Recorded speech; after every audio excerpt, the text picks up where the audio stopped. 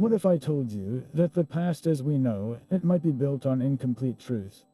That somewhere out there, hidden beneath layers of sand and centuries of silence, lie secrets so profound they could rewrite entire chapters of human history. This isn't just speculation, it's the haunting reality that historians and archaeologists face when they consider the lost texts of ancient Israel. These aren't merely forgotten documents, they are missing pieces of our collective story, whispers from civilizations that shape the world we live in today. Imagine holding a letter from 2,000 years ago that challenges everything you thought you knew about religion, politics, or culture. That's the power these texts hold, the power to change not just what we know, but how we understand ourselves. Today, we're embarking on a journey to uncover 30 of these extraordinary lost works. Each one represents a mystery waiting to be solved, a puzzle piece that could illuminate shadows we didn't even know existed.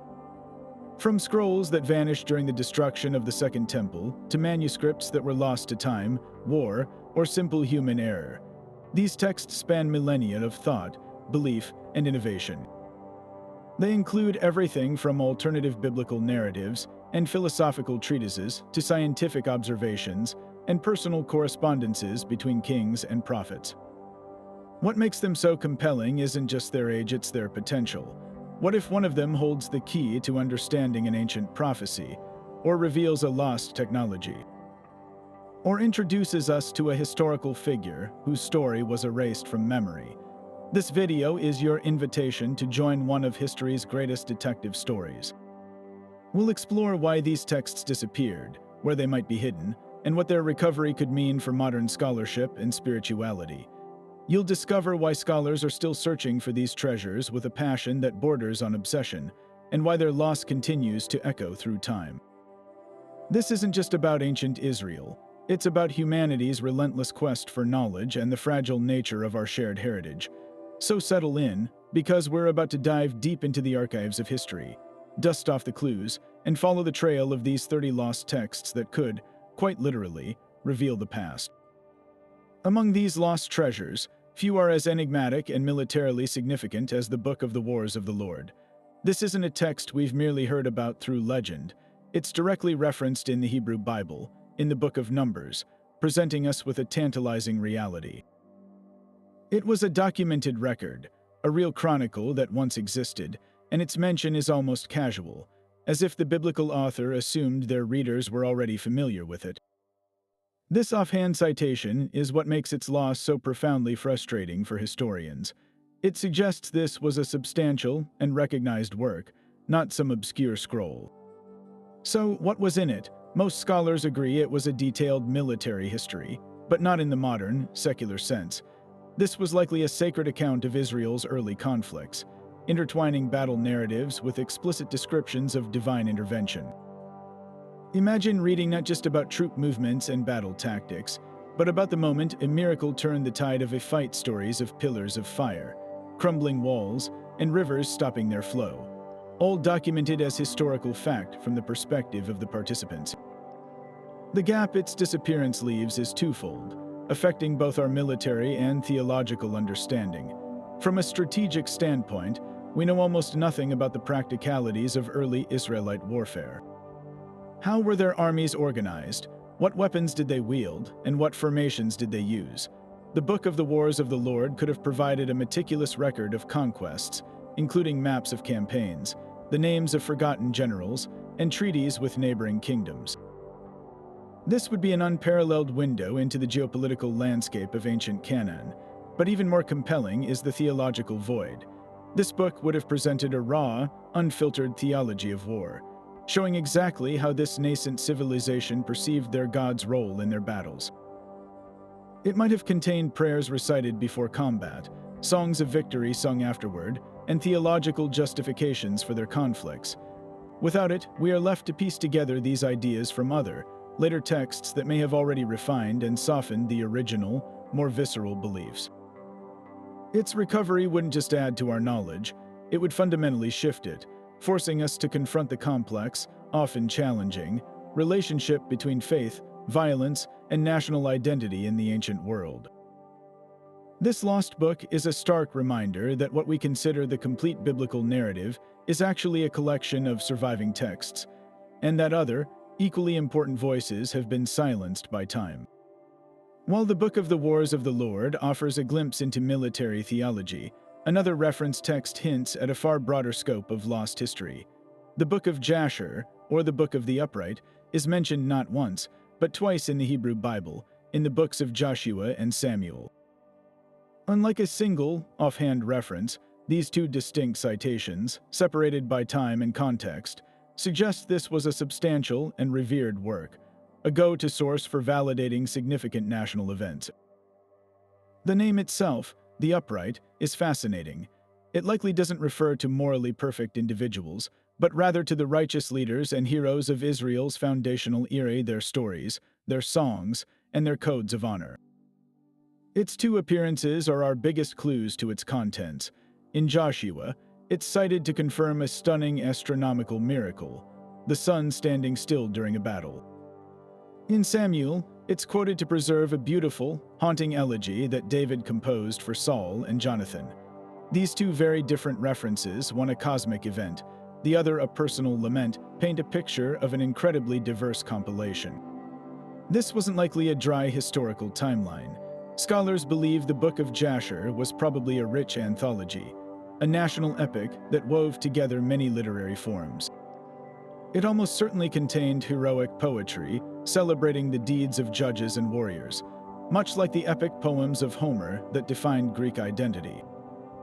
It would have included official court records, genealogies tracing the lines of great families, and laws that governed daily life. Most tantalizingly, it likely held detailed narratives that ran parallel to the stories we know from the Torah, but with additional layers of detail and perspective. Imagine reading the full, unedited account of the conquest of Canaan, or the complex political negotiations between the tribes, or the intimate family dynamics within the house of Jacob. This book would have provided the gritty, human context behind the more theologically focused narratives that survived. The loss of such a work is immeasurable. For historians, it represents a missing first draft of Israel's national story, one that was arguably less edited and more raw than the canonical texts we have today. Its recovery wouldn't just add footnotes to history, it could potentially offer entirely new narratives, perhaps even presenting alternative viewpoints on well-known events. It might clarify confusing chronological sequences in the Bible, or introduce us to influential figures whose roles were minimized in later accounts.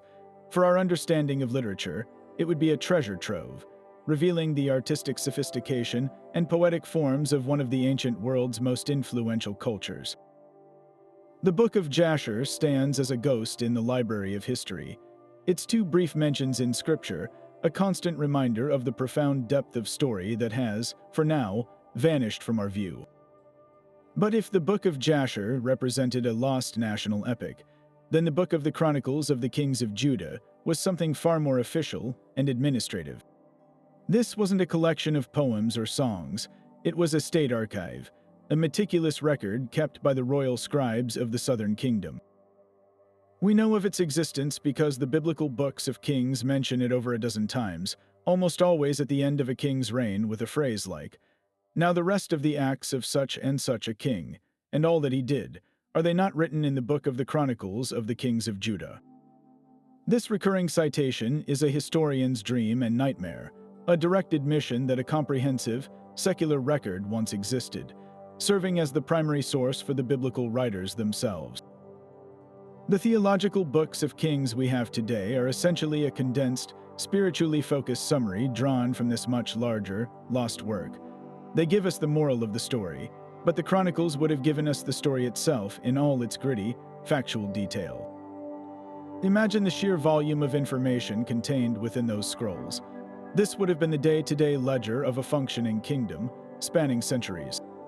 It likely included exhaustive diplomatic correspondence treaties with neighboring powers like Egypt and Phoenicia, marriage alliances sealed with foreign princesses, and tense letters exchanged with rival kings. We would find detailed economic data, tax revenue records, lists of tributes paid and received, accounts of royal building projects and their costs, and inventories of the temple's vast wealth. This data alone could revolutionize our understanding of the ancient Near Eastern economy. Beyond the macro level, it would have contained the minutiae of governance, land grants awarded to loyal officers, court appointments, judicial rulings that set legal precedents, and even reports on agricultural yields and famine relief efforts. This was the raw, unfiltered paperwork of a monarchy, completely unconcerned with theological interpretation. The value of recovering such a text cannot be overstated. For starters, it would allow us to cross-reference the events described in the Bible with a contemporary, official source. This could either powerfully corroborate the biblical narrative or reveal fascinating discrepancies, showing us how history was shaped and remembered by later generations. More importantly, it would shift our focus from kings and prophets to the people they ruled. We would learn the names of countless otherwise forgotten individuals: the merchants, the soldiers, the farmers, and the artisans who built the kingdom. We could understand social structures, class divisions, and the daily lives of ordinary citizens in a way that the theological summary of Kings simply never intended to provide. The loss of the Book of the Chronicles of the Kings of Judah is the loss of Judah's own voice, the official record it kept of itself. Its recovery would be like turning on a light in a room we've only ever been able to peer into through a keyhole, finally revealing the full, magnificent, and complicated truth of an ancient world. But just as the scribes in Jerusalem were meticulously documenting the history of Judah, their counterparts in the northern kingdom of Israel were engaged in a parallel project, creating their own official record, the Book of the Chronicles of the Kings of Israel. This lost text is referenced just as frequently in the biblical Book of Kings, but its recovery would offer something radically different, not just another set of royal annals, but a view from the other side of a deep and bitter national divide. For centuries, Israel and Judah were separate, often rival, kingdoms sharing a common ancestry, but following profoundly different political and spiritual paths.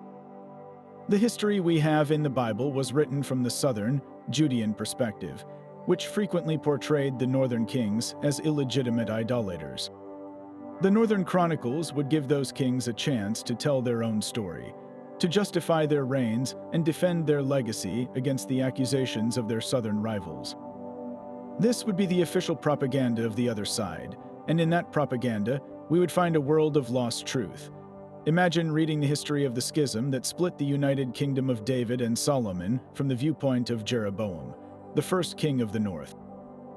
The Bible paints him as a rebel who led Israel into sin by establishing alternative worship centers at Bethel and Dan to keep his people from traveling to the Jerusalem temple. But his own chronicles would undoubtedly present a far more nuanced and politically savvy justification. He would likely argue this was a necessary act of national sovereignty, a liberation from the economic and religious domination of the House of David in Jerusalem.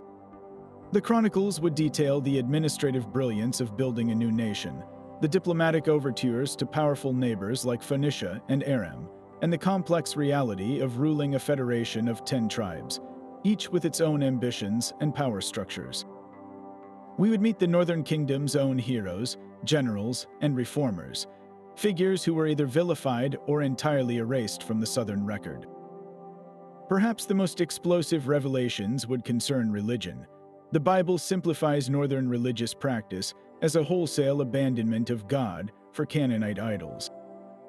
But the reality was almost certainly more complex and theologically interesting. The royal annals of Israel would have documented the state-sponsored religious activities at the great temples in Bethel and Dan. They might have contained the liturgies used there, the names of the priests, and the theological interpretations that justified these practices in the eyes of their worshippers. It's highly probable that many in the north believed they were still worshiping the God of Abraham, Isaac, and Jacob, but through different symbols and in different places. This book could reveal a lost stream of early Israelite religion, one that competed with Jerusalem's orthodoxy, and perhaps preserved even older traditions. Its recovery would force us to confront the vibrant, messy, and diverse nature of ancient faith, long before it was streamlined into the narrative that eventually became the Bible. This isn't just a missing book, it's the missing voice of a lost nation, a chance to hear the other side of an argument that has echoed for 3,000 years. While the Chronicles of Judah and Israel would offer us the gritty details of statecraft, another lost text promises a glimpse into an era of unparalleled grandeur and intellectual fervor, the Acts of Solomon. This record, mentioned in the first book of Kings, is presented as the definitive source for the full story of Solomon's wisdom, wealth, and the vast scope of his achievements. The biblical account we have is spectacular enough, filled with tales of legendary judgment, opulent building projects, and a court visited by royalty from across the known world. Yet it explicitly tells us that this is merely the tip of the iceberg, a highlight reel pointing toward a much larger, more comprehensive official history that has since vanished. To recover the Acts of Solomon would be to open a window into what many consider the golden age of ancient Israel, a time of peace, prosperity, and profound cultural synthesis that defined the nation's identity for centuries to come.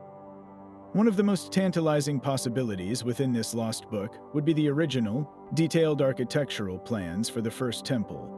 The Bible provides a general description of the structure's dimensions and the lavish use of gold, cedar, and bronze, but the Acts of Solomon would have contained the builder's blueprints. Imagine studying the precise engineering specifications that allowed for the construction of such a monumental building without the sound of a hammer, as stone was pre-cut off-site.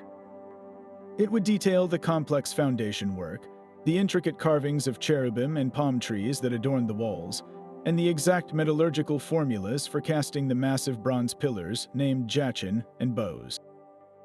This wouldn't just be an architectural digest, it would be a sacred text of craftsmanship, revealing the theological significance the ancients placed on geometry, proportion, and beauty as expressions of divine order. We could finally understand how this structure, which stood for 400 years, became the ultimate symbol of God's presence on earth. Beyond the sacred architecture, the Acts would have served as the official ledger for one of history's first great international trade empires. The biblical summary mentions Solomon's famous partnership with Hiram, king of Tyre, but the lost record would have held the actual, signed trade agreements. These documents would outline the complex barter system where Solomon paid for Lebanese cedar and skilled Phoenician craftsmen with vast annual shipments of wheat and olive oil from Israel's heartland. It would map out the routes of his merchant marine, the fleet of ships that sailed from Ezion-Geber into the Red Sea, returning with gold from Ophir, silver from Spain, ivory, apes, and peacocks. This was more than a simple shipping manifest. It was the economic engine that built a kingdom. The Acts would list tariffs, navigation charts, treaties with distant ports, and the names of the adventurers who captained these voyages into the unknown, creating a comprehensive picture of globalized trade in the 10th century before the Common Era.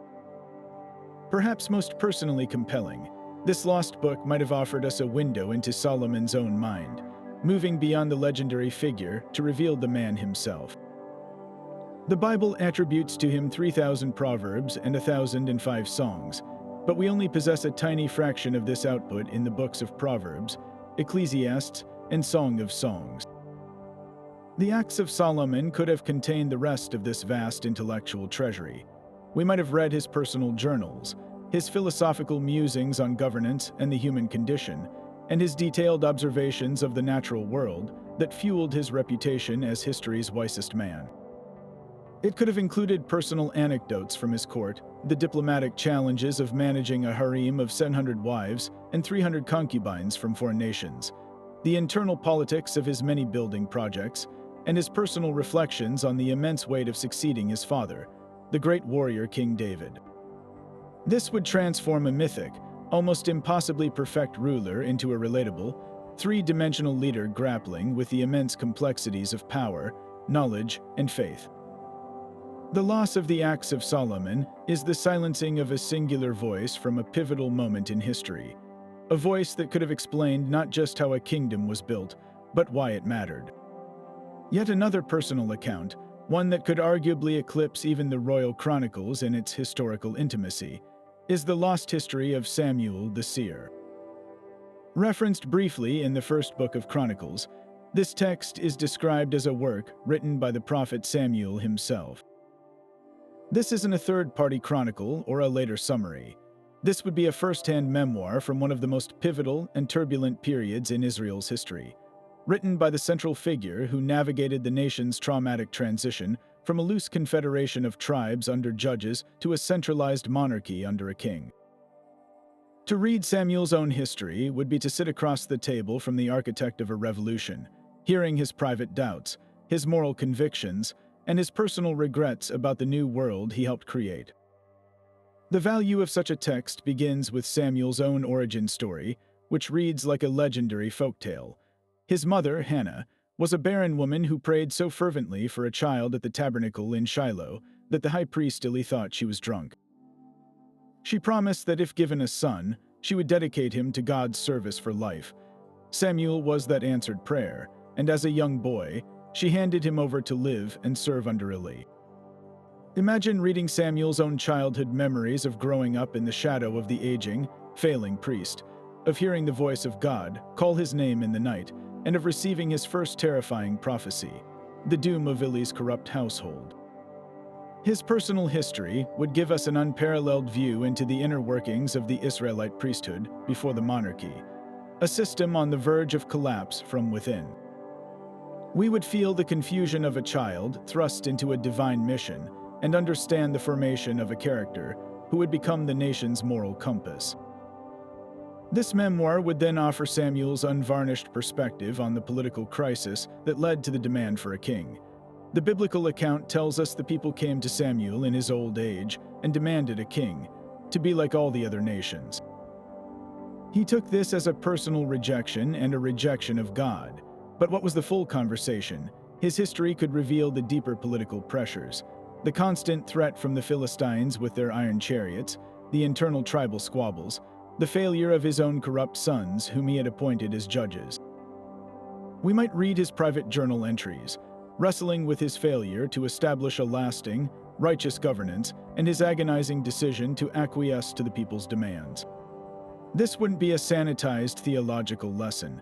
It would be the raw, emotional account of a leader who believed he was witnessing the failure of his life's work. Most compelling would be Samuel's complex and tragic relationship with Saul, the first king. He anointed the tall, handsome Benjamite with his own hands, seeing in him a potential vessel for God's will. His history would detail those early, hopeful days of Saul's victories, but then came the rift. The Bible describes Saul's disobedience in offering a sacrifice himself instead of waiting for Samuel, and his failure to utterly destroy the Amalekites. Samuel's own account would add layers of depth to these events. We would feel his rising frustration, his sense of betrayal, and perhaps even his own role in the psychological unraveling of the king. The final heartbreaking scene between the two men, where Samuel tells Saul that God has torn the kingdom from him, would be rendered with devastating intimacy. We might even learn of Samuel's own struggles with guilt, wondering if he had chosen poorly or failed to guide the king effectively. His history would complete the portrait of Saul not as a simple villain, but as a tragic figure seen through the eyes of the prophet who made and then unmade him.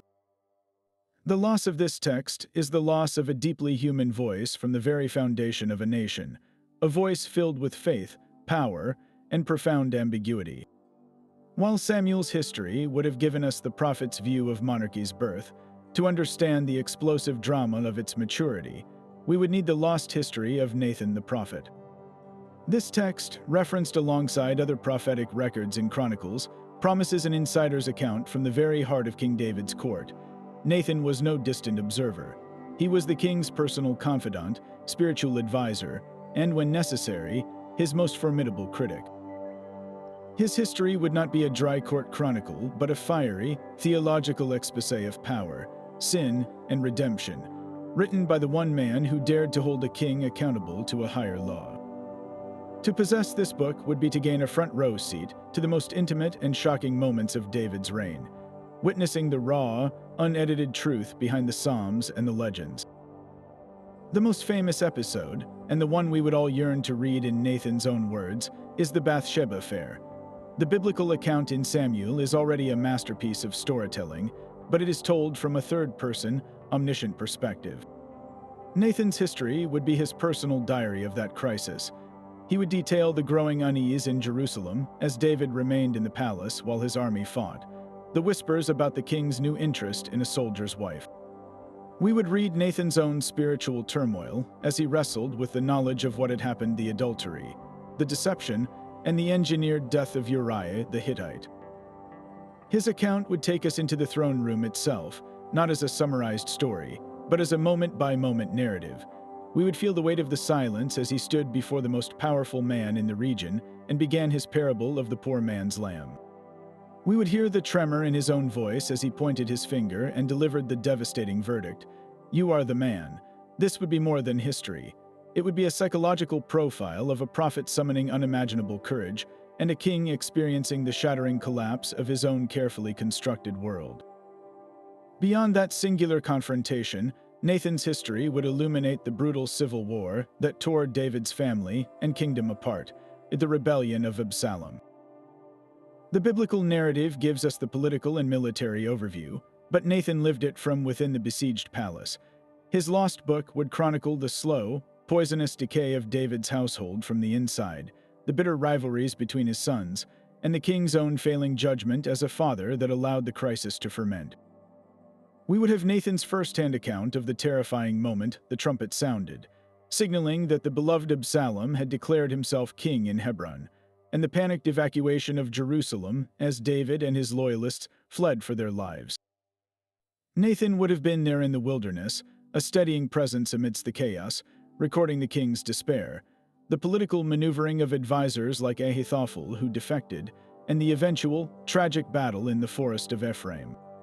Most poignantly, he would give us his perspective on David's profound, world-shaking grief upon hearing of Absalom's death, a moment of personal loss that overshadowed any military victory. Finally, and perhaps most critically, Nathan's history would provide the definitive behind-the-scenes record of the vicious succession struggle that determined Israel's future. The Bible shows us the public drama, the plotting of Adonijah, the swift counter-maneuvers of Bathsheba, and the prophet Nathan himself to secure the throne for Solomon. But his personal history would reveal the private councils, the tense whispers in palace corridors, and the immense political risk he took by intervening. We would read his strategic calculations, his fervent belief that Solomon was God's chosen successor, despite not being the eldest son, and his blunt, persuasive arguments to the aging and seemingly oblivious King David. This section of the text would read like a political thriller, revealing the prophet not just as a holy man, but as a masterful player in the deadly game of thrones. His account would settle centuries of debate about the legitimacy of Solomon's accession, showing us whether it was a divinely orchestrated coup or a brilliantly executed power play by a prophet and a queen. The loss of Nathan's history is the loss of the human, emotional, and political truth behind some of the Bible's most iconic stories, silencing the voice of the conscience who stood in the king's shadow. While Nathan provided the moral compass within David's court, another prophetic voice chronicled the king's journey from the outside, from the desperate years spent as a fugitive to the triumphant establishment of his capital. The history of Gad the seer, referenced alongside Nathan's in the Book of Chronicles, would offer a radically different perspective. Gad wasn't a court insider. He was a prophet of the wilderness, first appearing in the story when David was hiding in the cave of Adullam, a wanted man with a price on his head and a band of desperate outlaws for an army. His lost history would be the chronicle of the underdog, a gritty, frontline account of guerrilla warfare, divine survival, and the raw, unpolished forging of a king. Imagine the value of Gad's military logs. While Samuel and Nathan focused on the spiritual and political drama, Gad was likely the one recording the tactical details. His history could have contained the actual battle plans for the skirmishes against Saul's superior forces, the logistics of feeding and moving a guerrilla band through the harsh terrain of the Judean desert, and the names of the mighty men and their specific, legendary deeds of valor that earned them a place in David's inner circle. This wouldn't be the sanitized version of history written after the fact. It would be the real-time journal of a campaign, complete with setbacks, narrow escapes, and the constant, grinding pressure of life on the run. We could read about the night raids, the alliances with local chieftains, and the development of the irregular warfare tactics that allowed a small, mobile force to outmaneuver a traditional army. Gad's account would give us the ground-level view of how David's charisma and military genius transformed a disorganized group of social rejects into the most effective fighting force in the region. This perspective would be crucial for understanding one of the most perplexing and severe episodes of David's reign, the catastrophic census. The biblical account presents this as a spiritual failure, a moment of pride where David ordered a count of his fighting men, trusting in military strength over divine providence. The prophet Gad is central to this story, as he is the one who delivers God's judgment, offering David a choice of 3 punishments. His lost history would provide the indispensable context the biblical summary leaves out. Why did David, after decades of relying on God for victory, suddenly feel the need to count his swords? Gad might have recorded the political pressures, a new threat from Assyria, internal unrest, or perhaps the advice of military advisors pushing for a modernized army registry. We might read David's own reasoning, his private conversations with Gad before the fateful order was given.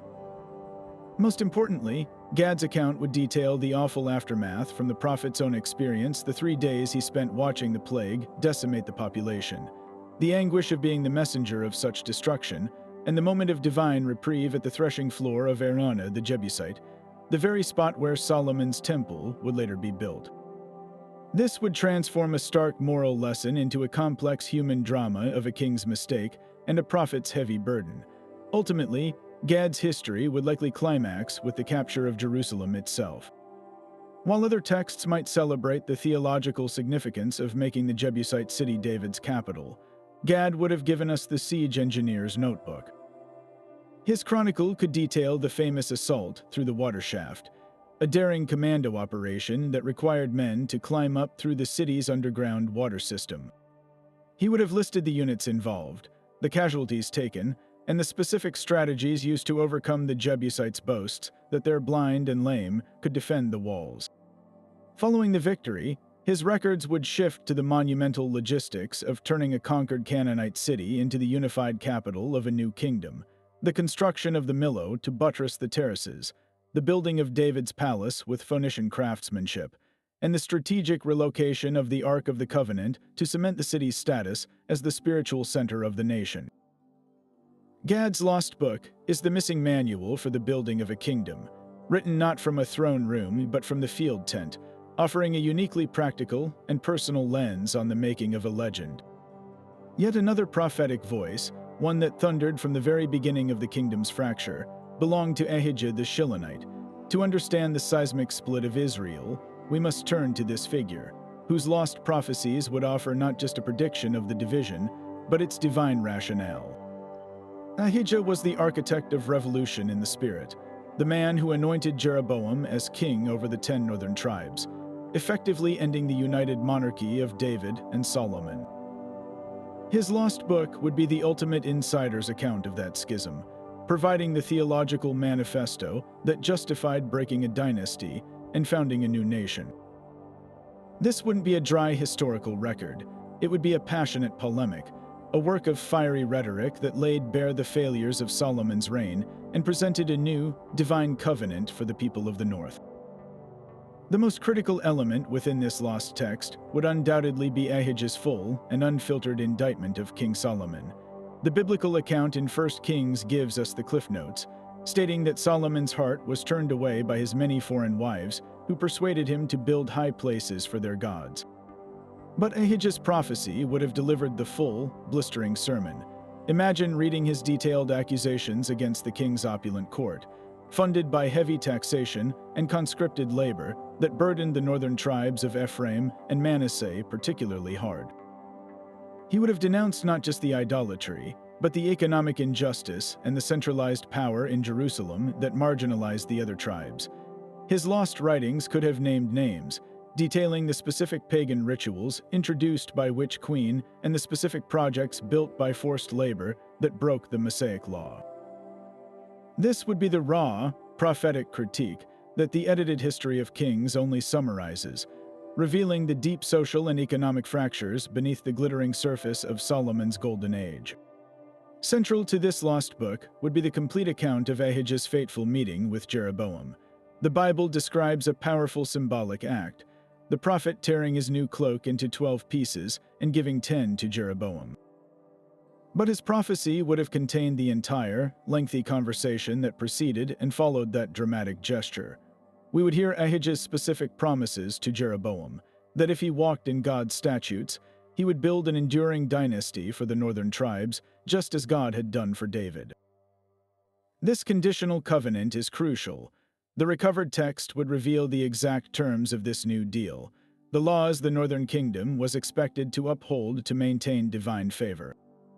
It would shatter the simplistic southern view that the north was inherently apostate, showing instead that it was founded on a genuine, though ultimately broken, prophetic promise. Ahijah's book was likely the constitutional document for the new kingdom, outlining a vision for a righteous nation that could rival Judah in its faithfulness. Perhaps the most heartbreaking and illuminating sections would be Ahijah's later prophecies, written after Jeroboam's great betrayal. The same prophet who anointed the king lived long enough to see his creation fail spectacularly. Fearing that his people would return their loyalty to Jerusalem if they went there to worship, Jeroboam established the golden calves at Bethel and Dan, famously declaring, "Here are your gods, O Israel, who brought you up out of the land of Egypt." This was the ultimate apostasy. Ahijah's lost history would contain his furious, grief-stricken response to this betrayal. We would read his personal lament over the king he had made, his prophecies of doom for Jeroboam's household, and his terrifying visions of the future he now saw for the nation he helped create, a future of instability, coups, and ultimately, exile. This would complete a tragic arc, from the hopeful revolutionary who believed he was doing God's work to the disillusioned seer who witnessed his dream corrupted from within. His lost prophecies are the missing moral of the story, a first-hand lesson on how easily political power can corrupt spiritual purpose, a warning that echoes far beyond the ancient world and into our own times. But to fully grasp the prophetic critique of the Northern Kingdom's founding, we must also seek out the lost perspective of a seer who witnessed its consequences from the southern border.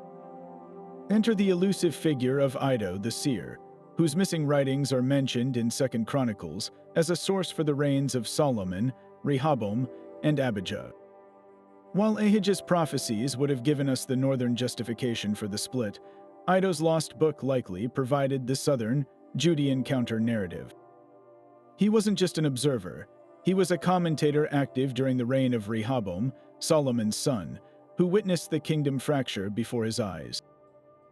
His work would have been a profound blend of history and prophecy, offering not just a record of events, but a theological interpretation of the schism from the viewpoint of those who stayed loyal to the house of David in Jerusalem. The most compelling aspect of Iddo's lost visions would be their detailed symbolic nature. The biblical authors who referenced him classify his work among the writings of other seers, suggesting it was filled with the kind of rich, allegorical dreams that characterize books like Daniel or Zechariah. Imagine reading Iddo's own account of a vision where two goats, one mighty and one frail, represented the rival kingdoms of Israel and Judah, or where a measuring line was cast over Jerusalem to signify divine judgment for the people's sins that contributed to the division. These wouldn't be abstract poems, they would be powerful theological arguments rendered in vivid imagery, explaining why God had allowed the United Kingdom to shatter. His interpretations would have provided the spiritual framework that the Southern Kingdom used to understand their new, diminished reality, transforming a political and military disaster into a divine lesson on covenant faithfulness. Beyond these visions, Iddo's work was probably an essential source for the complex genealogies of the Levitical priests, who remained loyal to Jerusalem. During this period, a significant religious crisis unfolded. When Jeroboam established his rival worship centers in the north, he expelled the Levitical priests who were faithful to the laws of Moses and appointed his own clergy. Many of those priests then migrated south to Judah. Iddo, likely being part of this priestly class himself, would have meticulously documented this great priestly migration. His lost book could have contained the meticulous family trees showing which Levitical families fled which northern cities, and where they were resettled in Judah by King Rehoboam. This wasn't just administrative record-keeping. It was a way to preserve the legitimacy of the Jerusalem priesthood and the continuity of true worship, countering Jeroboam's new religious order in the north. For historians, this would be a gold mine, providing a detailed map of the demographic and religious shift that solidified the cultural differences between the two kingdoms for centuries to come. Perhaps most critically, Iddo's history would have provided sharp commentary on the wars between Judah and Israel. The biblical summary in Chronicles mentions that Rehoboam and his son Abijah were in a constant state of war with Jeroboam. But Iddo would have given us the southern perspective on these sibling conflicts. We would read his accounts of the Battle of Mount Zemaraim, where King Abijah of Judah stood on a mountain and shouted a speech across the valley to Jeroboam's larger army, condemning the northerners for their golden calves and their illegitimate priests. Iddo's version would detail the battle tactics, the speeches, and most importantly, frame the conflict not as a civil war, but as a holy war to reclaim the errant northern tribes for the true faith centered in Jerusalem. His narrative would portray the kings of Judah not as mere rivals, but as righteous defenders of the Davidic legacy against a rebellion that was both political and apostate.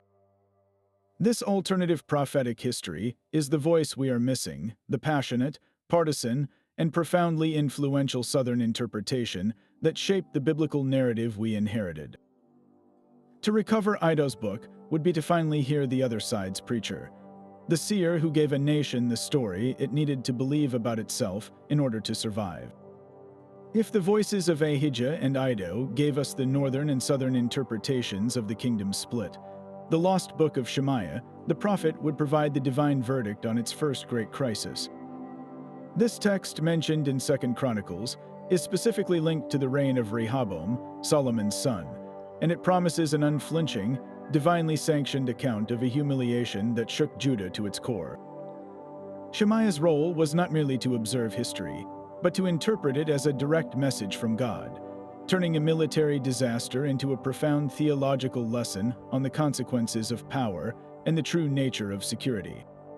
The centerpiece of Shemaiah's lost chronicle would undoubtedly be the shocking invasion of Pharaoh Shishak of Egypt. The biblical account tells us this ruler of the 22nd dynasty marched against Jerusalem with a massive force, including 1,200 chariots and 60,000 horsemen, a terrifying display of military might that the weakened kingdom of Judah had no hope of countering. But Shemaiah's book would have given us the prophecy that preceded the invasion, the spiritual warning that went unheeded. Imagine reading his first-hand account of standing before the arrogant young king Rehoboam, who had just watched 10 tribes break away from his rule, and delivering a message that an even greater threat was now massing on the southern border. His prophecy would have detailed the specific sins of Judah that invited this judgment, the high places, the sacred pillars, and the male cult prostitutes that the Book of Kings says flourished in the land, a direct result of the pagan influences Solomon's foreign wives had introduced. Shemaiah's lost words would transform Shishak's army from a mere political problem into a divine instrument of correction, a terrifying embodiment of cause and effect in the spiritual realm. The most dramatic moment, and the one we would most wish to recover, is the scene of sheer panic in Jerusalem as Shishak's forces drew near. The biblical summary states that Rehoboam and the princes of Judah gathered together in the city, trembling at the approach of the Egyptians. Shemaiah's book would drop us into the middle of that crisis cabinet meeting. We would hear the heated arguments between the military advisors pushing for a desperate last stand, and the court officials urging immediate surrender. Then we would witness the prophet's entrance. His lost account would record the exact words he spoke to the terrified king and his officials. "Thus says the Lord, you have forsaken me, so I also have forsaken you to Shishak." This blunt, devastating pronouncement would have sucked the air out of the room. But then the narrative would turn. The book would detail the miraculous moment of collective humility that followed, as the king and the princes, faced with their own powerlessness, finally admitted, "The Lord is righteous." This leads to the second act of the drama, which only Shemaiah's first-hand account could fully capture, the divine reprieve. In response to their humility, God sends Shemaiah back with a new message. Because they have humbled themselves, they will not be utterly destroyed. However, they will become servants to Shishak, so that they may learn the difference between serving the Pharaoh and serving God. The lost book would then chronicle the bitter's aftermath. Shemaiah would have been there when the Egyptian envoys entered the city to dictate terms. He would have seen the heartbreak on the faces of the treasury officials as they were forced to open the doors to the legendary treasure houses of Solomon. His chronicle would have contained the itemized list of everything taken, not just the gold and silver from the palace, but the immense treasures from the temple itself, including the famous gold shields that Solomon had made, which were so symbolically important that Rehoboam later replaced them with cheap bronze copies. This would be more than a list of loot. It would be a spiritual inventory, a tangible record of the cost of disobedience, measured in the very symbols of God's presence and favor that were now carried off to a pagan land. Beyond this central catastrophe, Shemaiah's history would have provided the definitive spiritual biography of Rehoboam's reign. The Bible gives us a frustratingly brief summary, stating that Rehoboam did evil because he did not set his heart to seek the Lord. Shemaiah's lost book would have filled in the devastating details. We would read about the king's early years growing up in the decadent, cosmopolitan court of Solomon, surrounded by the influence of his Ammonite mother, Naamah. We would learn about the specific foolish decisions he made after the initial humility following Shishak's invasion, how he quickly returned to the practices of his father's later years, building fortified cities and amassing wealth and wives, all while the spiritual life of the nation decayed. Shemaiah would have documented his repeated attempts to correct the king's course, the prophecies that were ignored, and the growing despair of the faithful remnant in Judah, who watched their country slide into the same patterns that had destroyed the northern kingdom. His book would be the tragic story of a nation that received a severe warning, experienced a moment of grace, and then promptly forgot the lesson, choosing the illusion of power over the reality of faithfulness. The loss of Shemaiah's prophecies silences the voice that tried to explain the pain, the prophet who stood in the ruins of Solomon's golden age and pleaded with his people to understand why it was all falling apart.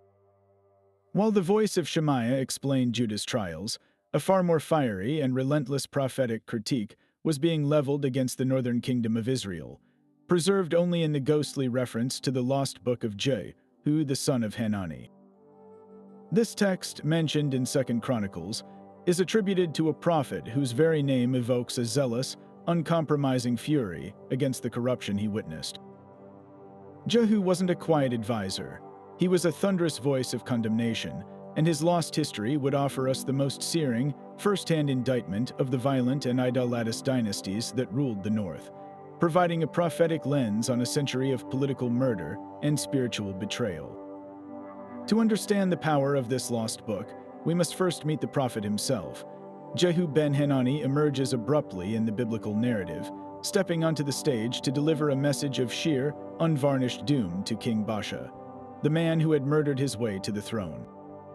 The existing account in 1 Kings is brutally concise, but Jehu's own book would have given us the full, terrifying drama of that confrontation.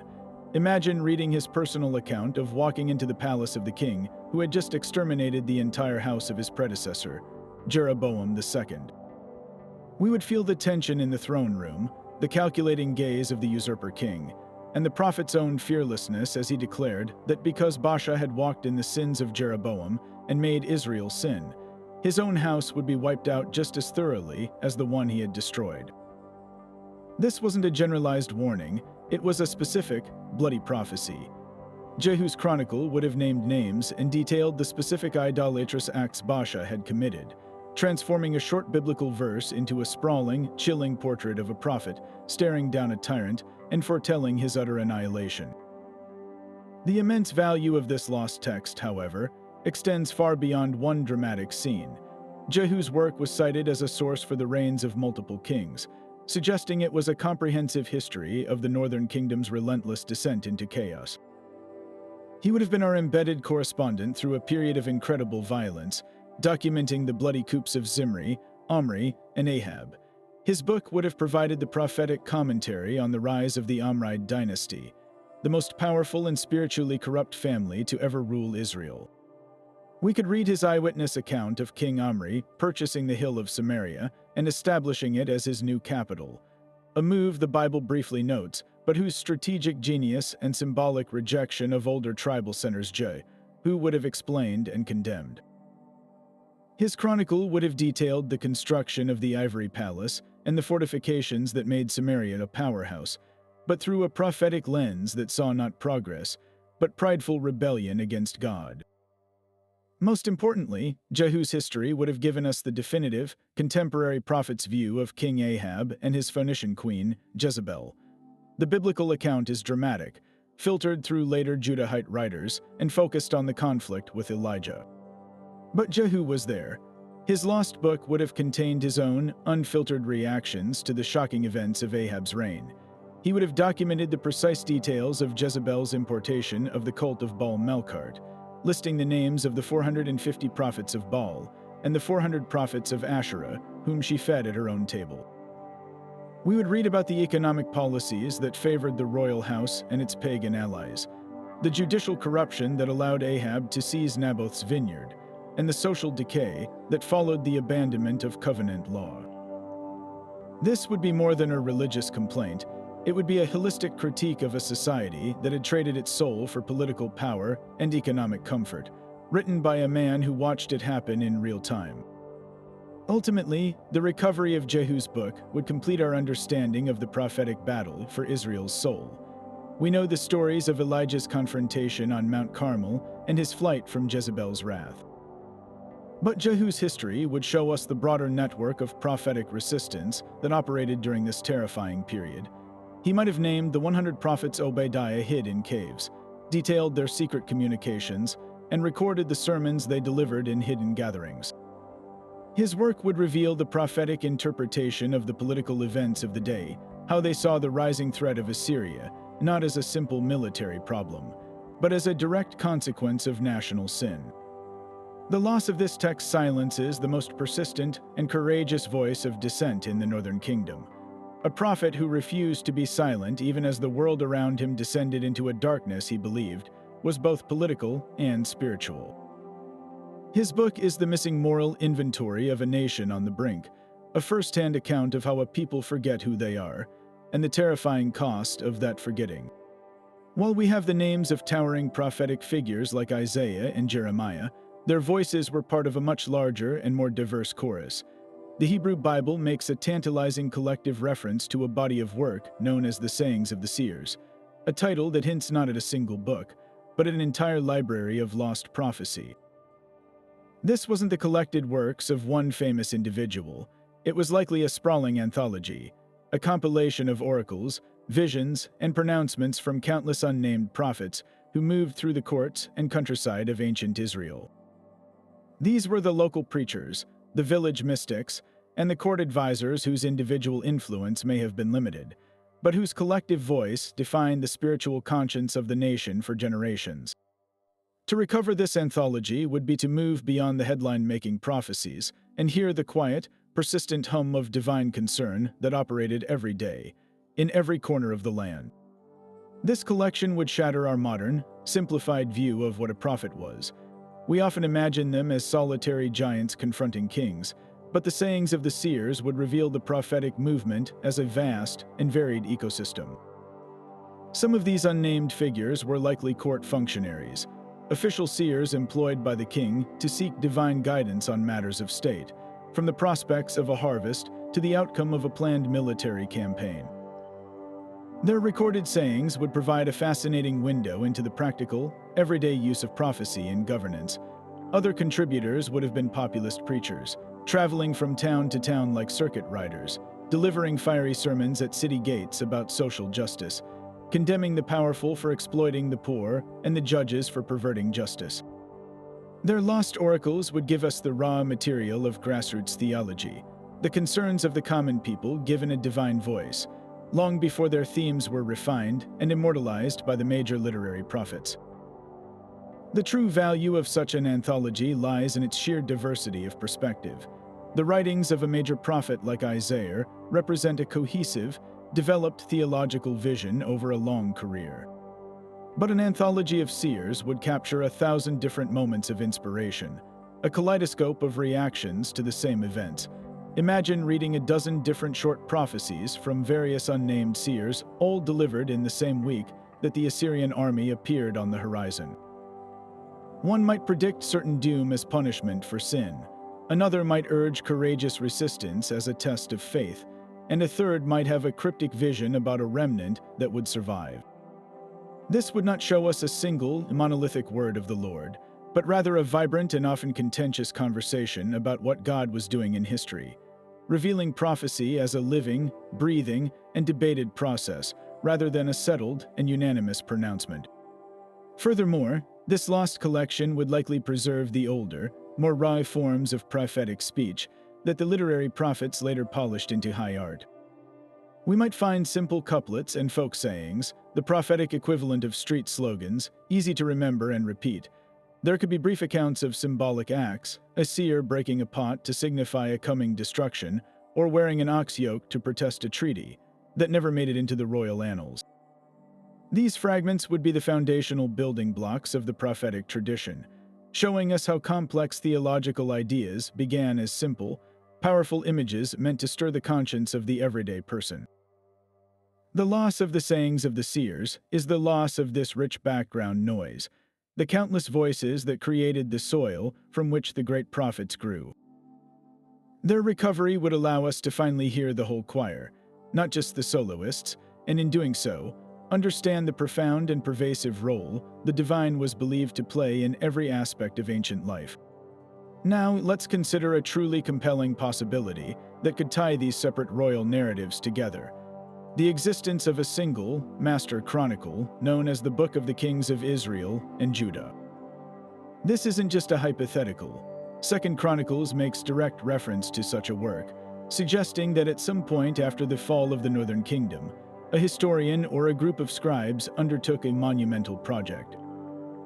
They would have attempted to weave together the parallel histories of these two rival nations into one cohesive volume, creating a unified political history of the entire region. Imagine the scope of such an endeavor taking the official records from Samaria and Jerusalem, along with the writings of the prophets who commented on both, and synthesizing them into a single, chronological narrative. This wouldn't have been a simple cut-and-paste job. It would have required immense editorial skill to reconcile different dating systems, conflicting accounts of the same battles, and the opposing propaganda from each kingdom's perspective. The value of discovering this combined chronicle would be immeasurable, particularly for resolving one of the most frustrating challenges in biblical studies: the chronological conflicts between the books of Kings and Chronicles. For centuries, scholars have painstakingly tried to line up the reigns of the kings of Israel and Judah, often finding that the numbers don't quite add up. The reign of a king in the north might be listed as lasting 12 years, yet the timeline of a contemporary in the south seems to stretch for 15. These discrepancies have led to endless debates. Are they simple copying errors made by scribes over generations? Were they intentional theological adjustments made by the biblical authors to make a point? Or do they reflect the use of different calendar systems, perhaps one kingdom counting a king's first partial year as his first full year of reign, while the other didn't start counting until the new year began? A unified chronicle would be the ultimate key, the Rosetta Stone for unlocking the true timeline of the divided monarchy. It would provide the definitive answer to who reigned when, settling academic arguments that have persisted for generations and giving us a clear, year-by-year account of this foundational period. Beyond just fixing dates, this master text would offer something even more profound: a unified political history of the region. While the biblical books we have often present the histories of Israel and Judah in isolation from each other, they were, in reality, deeply interconnected. Their kings formed alliances, fought wars, and engaged in complex trade and diplomacy not just with each other, but with massive superpowers like Egypt and Assyria. A combined chronicle would have placed the sibling rivalry between Jerusalem and Samaria within this wider international context. We could finally understand the full story behind events like the Syro-Ephraimite War, where the Kingdom of Israel allied with Aram Damascus to attack Judah, not as an isolated border skirmish, but as a calculated move within a larger geopolitical chess game involving the rising threat of Assyria. It would detail the treaties, the betrayals, and the economic partnerships that shaped the fate of the entire Levant, showing how the destinies of these two small kingdoms were perpetually caught in the tides of imperial ambition from Mesopotamia and the Nile. Perhaps most fascinatingly, this lost book would reveal the editorial hand of its compiler. The act of merging two fiercely partisan histories into one would have required making difficult choices. How would this historian handle the northern account of King Jeroboam's rebellion, which likely framed it as a righteous liberation, versus the southern version that condemned it as a sinful schism? Would the chronicle present both sides, or attempt to create a new, synthesized narrative? The very existence of such a work suggests a desire, perhaps in the wake of the Assyrian destruction of Israel, to create a shared history for the surviving people of Judah, a story that acknowledged their common ancestry and their shared destiny, even amidst their division. Finding the Book of the Kings of Israel and Judah wouldn't just give us new facts, it would show us how an ancient historian tried to make sense of a fractured past, offering a timeless lesson on how history is always, ultimately, a story we tell ourselves about who we are and where we come from. Now, let's shift our focus from the royal courts and the words of prophets to the very heart of Jerusalem's spiritual and political power, the temple itself. We must consider the existence of a meticulously maintained, yet entirely lost, archive known as the Annals of the High Priests. This wouldn't have been a single scroll, but rather a centuries-long project of record-keeping, a continuous log managed by the succession of scribes serving the high priest. Think of it as the ultimate insider's diary for the most powerful institution in Judean society, a collection that would have contained far more than just religious rituals. Its pages would have held the secrets of state, the scandals of the elite, and the detailed mechanics of a faith that shaped the Western world. First and foremost, these annals would have been the definitive source for the all-important priestly genealogies. In a society where your claim to power, privilege, and even your job depended on proving your lineage, these records were everything. They wouldn't just list names. They would have been legal documents tracing the bloodline of Aaron back through generations, meticulously noting every high priest, his immediate family, and the vast network of Levitical families who served in rotating courses. This was crucial for settling disputes over temple duties, inheritance rights, and the legitimacy of the high priest himself. Discovering these records would allow us to finally map the complex family trees that govern the temple, revealing the dynastic politics between powerful priestly houses like that of Zadok and later the Hasmoneans.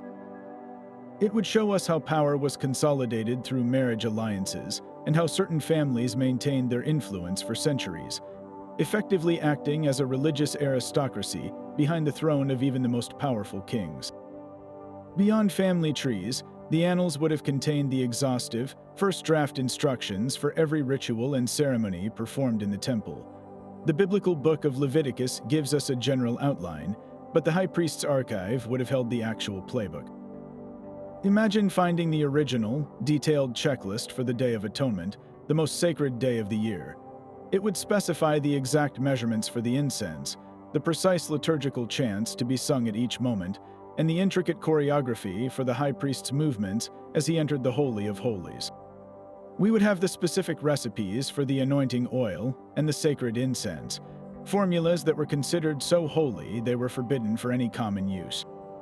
This would move our understanding of Israelite worship from the theoretical to the practical, revealing it as a highly complex, sensory-rich performance of faith designed to maintain the cosmic order and the nation's relationship with the divine. Perhaps the most tantalizing possibility within these lost records is the log of major temple events. This would be the raw, unedited history written by the priests themselves. It would include accounts of unprecedented miracles, strange occurrences, and divine signs that were witnessed within the precincts, but it would also coldly record the political intrusions into their sacred space. The annals would detail the day a reigning king, perhaps a reformer like Hezekiah or Josiah, entered the temple to purge it of idols installed by his predecessors.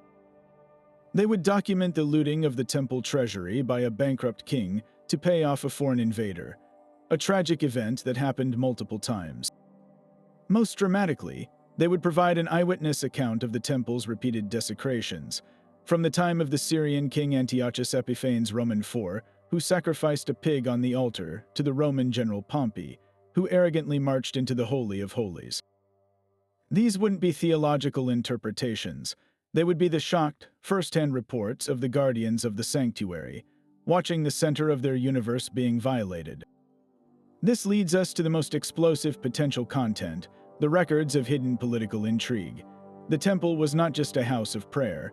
It was a bank, a political headquarters, and a fortress. The high priest was often the most powerful figure in the nation, especially during periods of foreign domination when the throne was weak or non-existent. His archives would have contained confidential correspondence with foreign powers, records of secret alliances, and accounts of the vast wealth that flowed through the temple treasury, which functioned as the national reserve.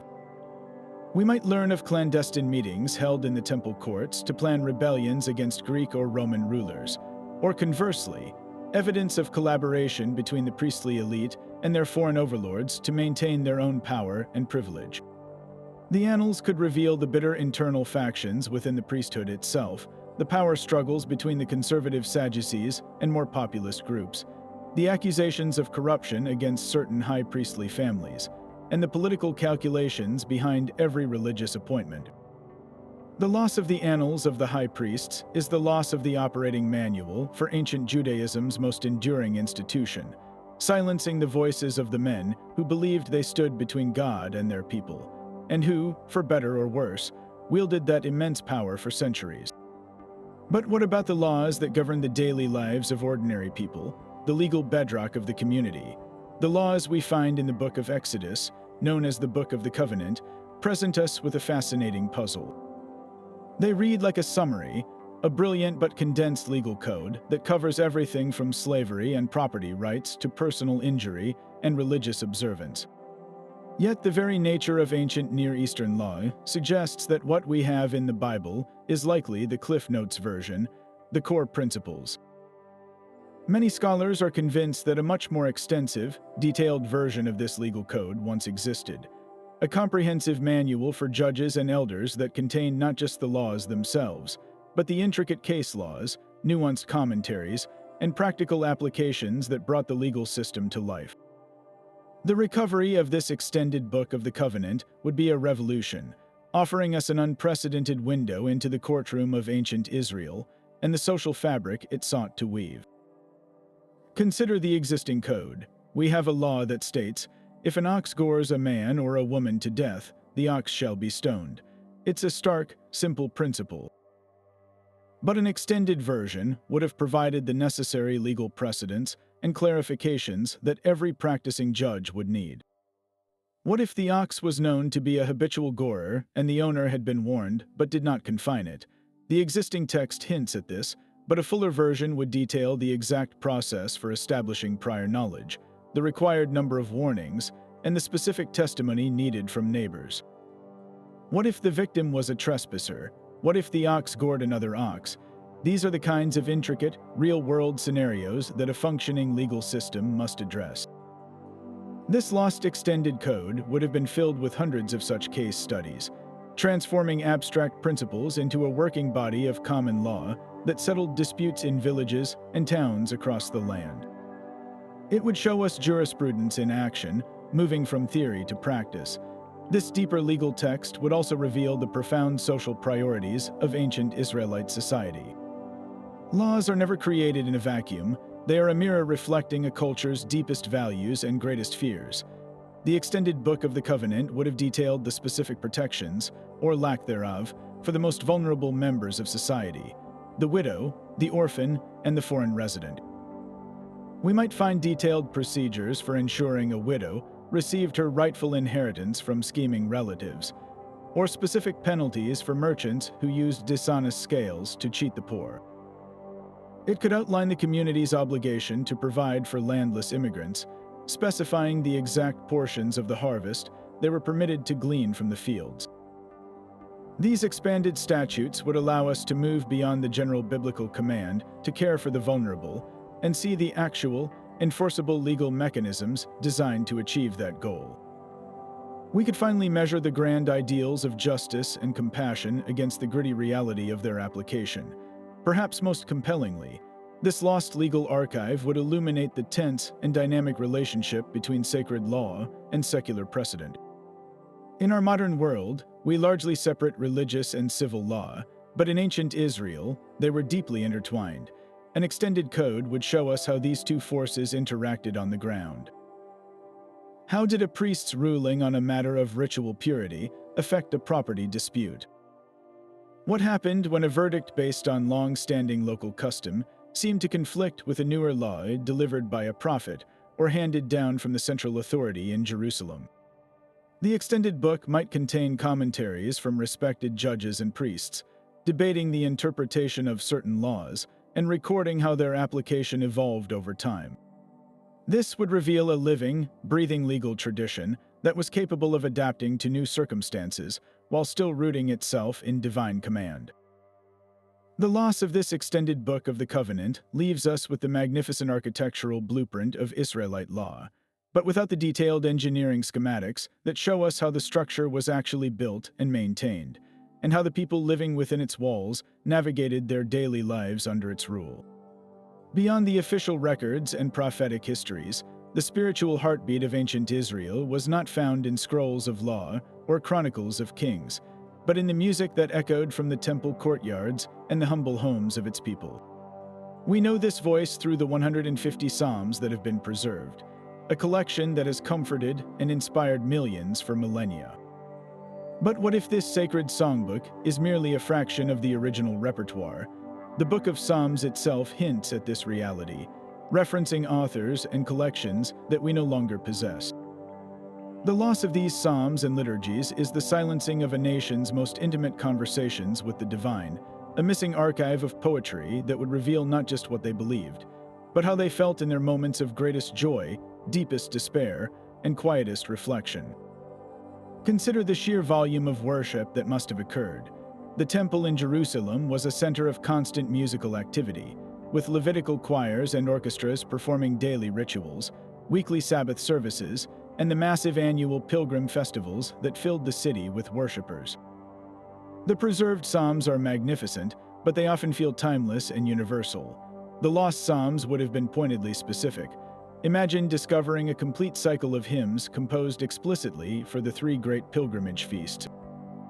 We might have the full text of a Passover psalm that went beyond the general theme of deliverance to recount the specific plagues in graphic, poetic detail, or a hymn for the Feast of Tabernacles that contained intricate instructions for the water drawing and lamp lighting ceremonies that characterized the celebration. These lost songs would transform our understanding of these holidays from a set of rituals into a full sensory experience, complete with soundtracks that guided the emotional journey of every participant. The political turmoil of the nation would also have generated its own unique body of liturgical work, now almost entirely vanished. The biblical psalms include a few like Psalm 74, which laments the destruction of the temple. But what about songs written in the immediate, terrifying aftermath of a military defeat? We can only wonder at the poignant laments composed after the fall of the northern kingdom of Israel to Assyria, songs sung by refugees flooding into Judah, mourning not just the loss of life, but the utter extinction of their 10 tribes as a political entity. Conversely, what coronation hymns were sung for the numerous kings of Israel, whose names we know, but whose stories are lost?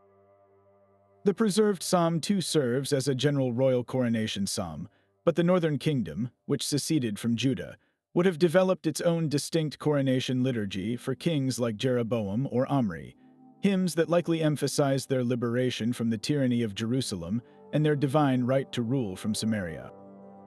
These lost compositions are the missing soundtracks to political revolutions, giving voice to the national hopes and fears that defined entire eras.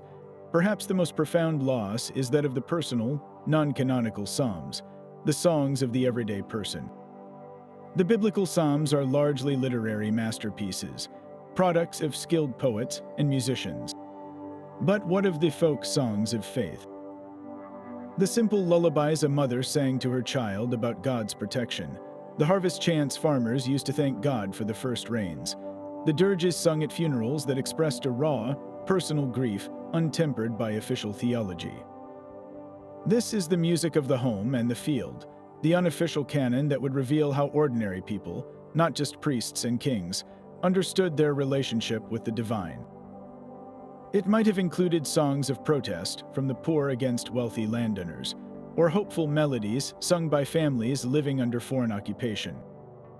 This lost body of work would complete the picture of ancient Israelite spirituality, showing us a faith that was not monolithic and handed down from on high, but one that was vibrant, diverse, and constantly being rewritten in the hearts and on the lips of the people who lived it.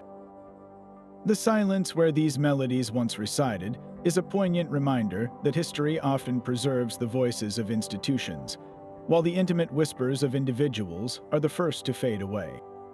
Moving from the songs of the people to the whispered secrets of a prophet, we arrive at one of the most tantalizing and specific lost text references in all of ancient literature, the apocryphal Book of Jeremiah. This isn't a vague mention or a passing footnote. It appears in the second book of Maccabees, a text written in the 2nd century before the Common Era, which claims to be a summary of a much larger, 5-volume work by a historian named Jason of Cyrene. In 2 Maccabees, chapter 2, we find a remarkable story. As the Babylonian forces descended upon Jerusalem, the prophet Jeremiah, foreseeing the coming destruction, took specific, deliberate actions.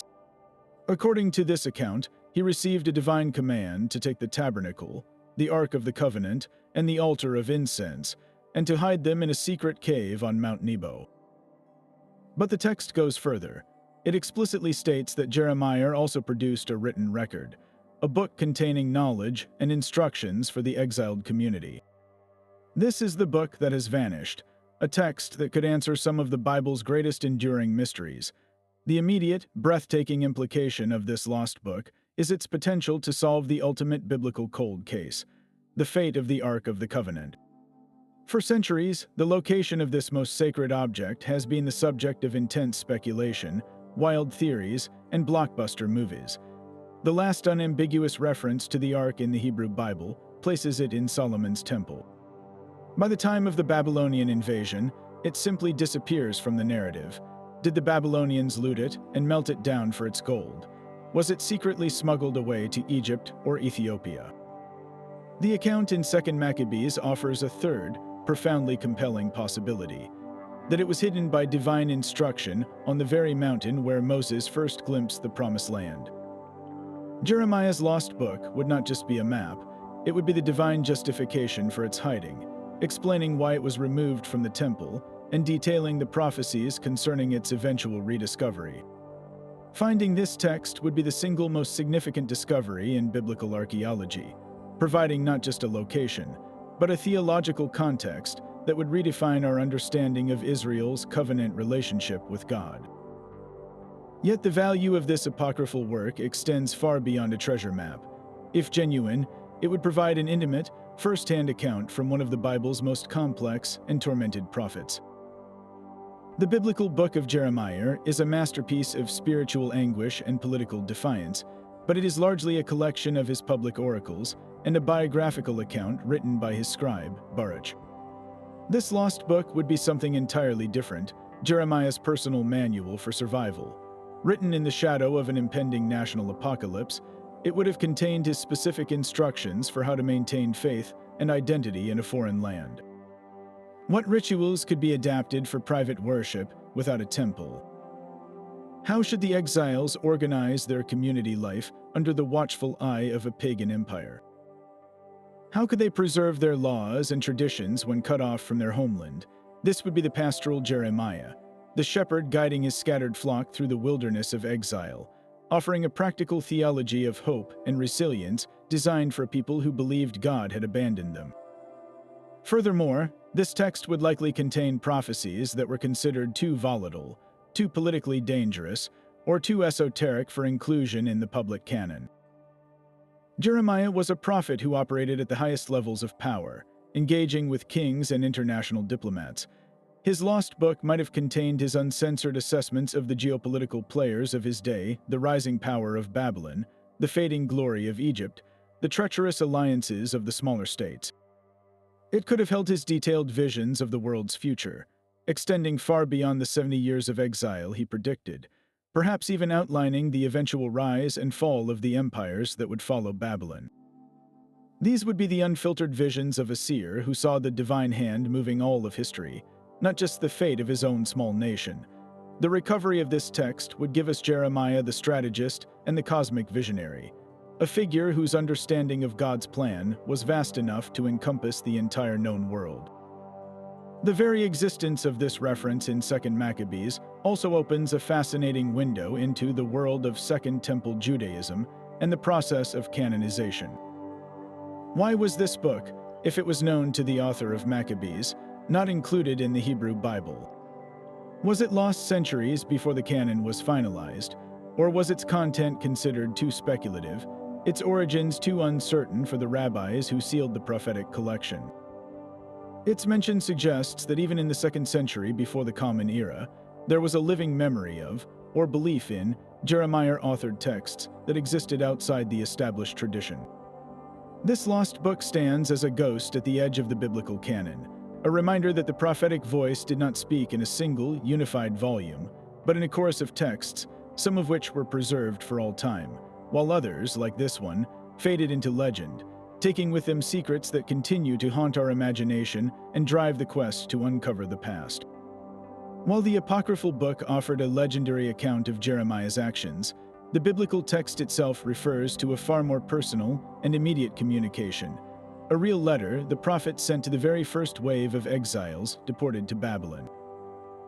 The Book of Jeremiah, chapter 29, preserves the core of this message, but it explicitly introduces it as a summary, noting that the letter was sent by the hand of messengers. This phrasing strongly suggests the scroll they carried was substantially longer than the condensed version we now possess. The original, complete letter of Jeremiah to the captives would have been a profound pastoral document, a lifeline thrown from the crumbling world of Jerusalem to the disoriented community struggling to find its footing in a Mesopotamian world.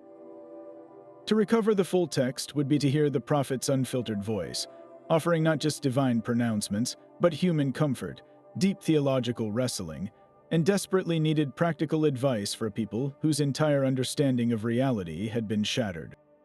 Imagine the sheer emotional weight such a letter would carry. The exiles weren't just refugees, they were theological refugees. Their entire worldview was built on a core promise that God dwelt in Zion and would protect his city and his temple.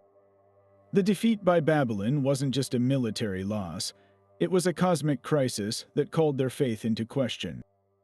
Had their God been defeated by Marduk, the god of Babylon, had they been rejected, the abbreviated letter we have tells them to build houses, plant gardens, and seek the peace of the city, but the lost full version would have spent pages patiently deconstructing their despair and rebuilding a new, more portable theology of hope.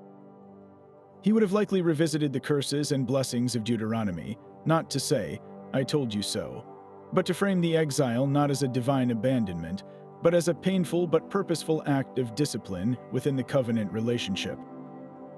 He might have included new psalms or prayers composed specifically for their situation, providing them with the words to worship when they felt no words could come, giving them a liturgical framework for their grief and their hope.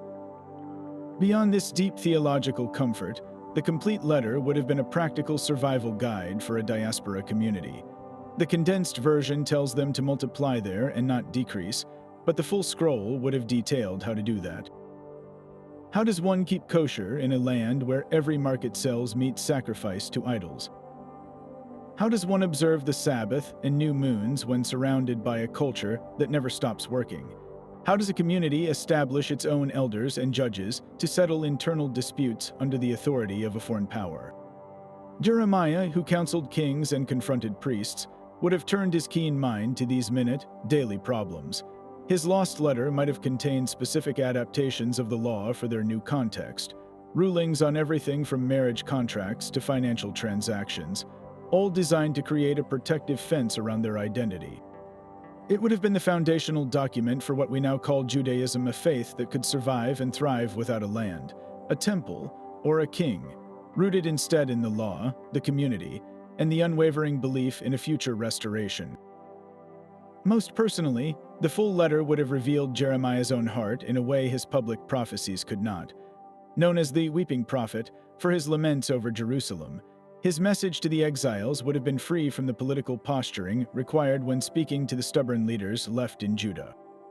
This was his chance to speak directly to the people who had actually listened to his warnings.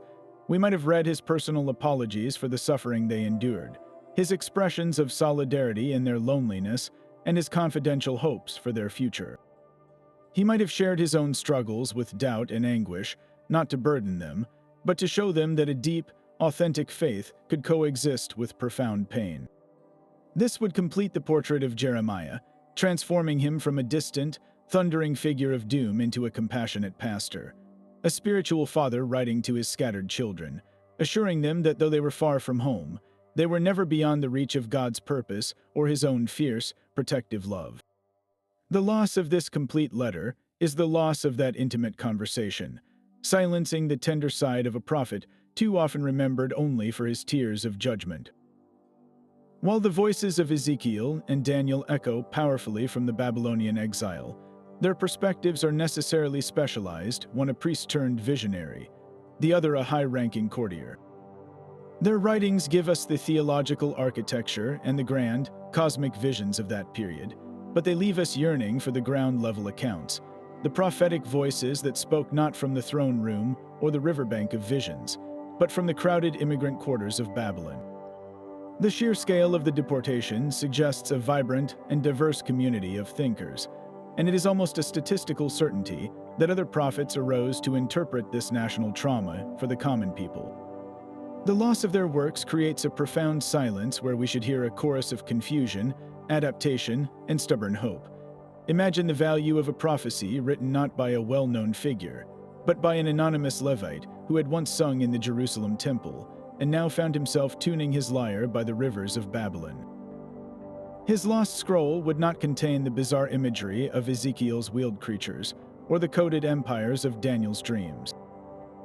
Instead, it might offer a poignant lament for the specific feel of the Jerusalem stone underfoot compared to the mud bricks of Mesopotamia, or a biting critique of the wealthy Jewish merchants who were a little too quick to adapt to Babylonian business practices, leaving the poorer exiles behind.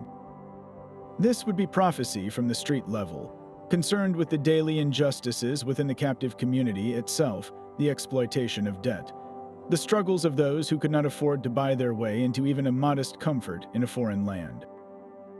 It would show us how the lofty themes of covenant failure and divine judgment trickled down into the gritty reality of making rent in an empire that did not care if you lived or died.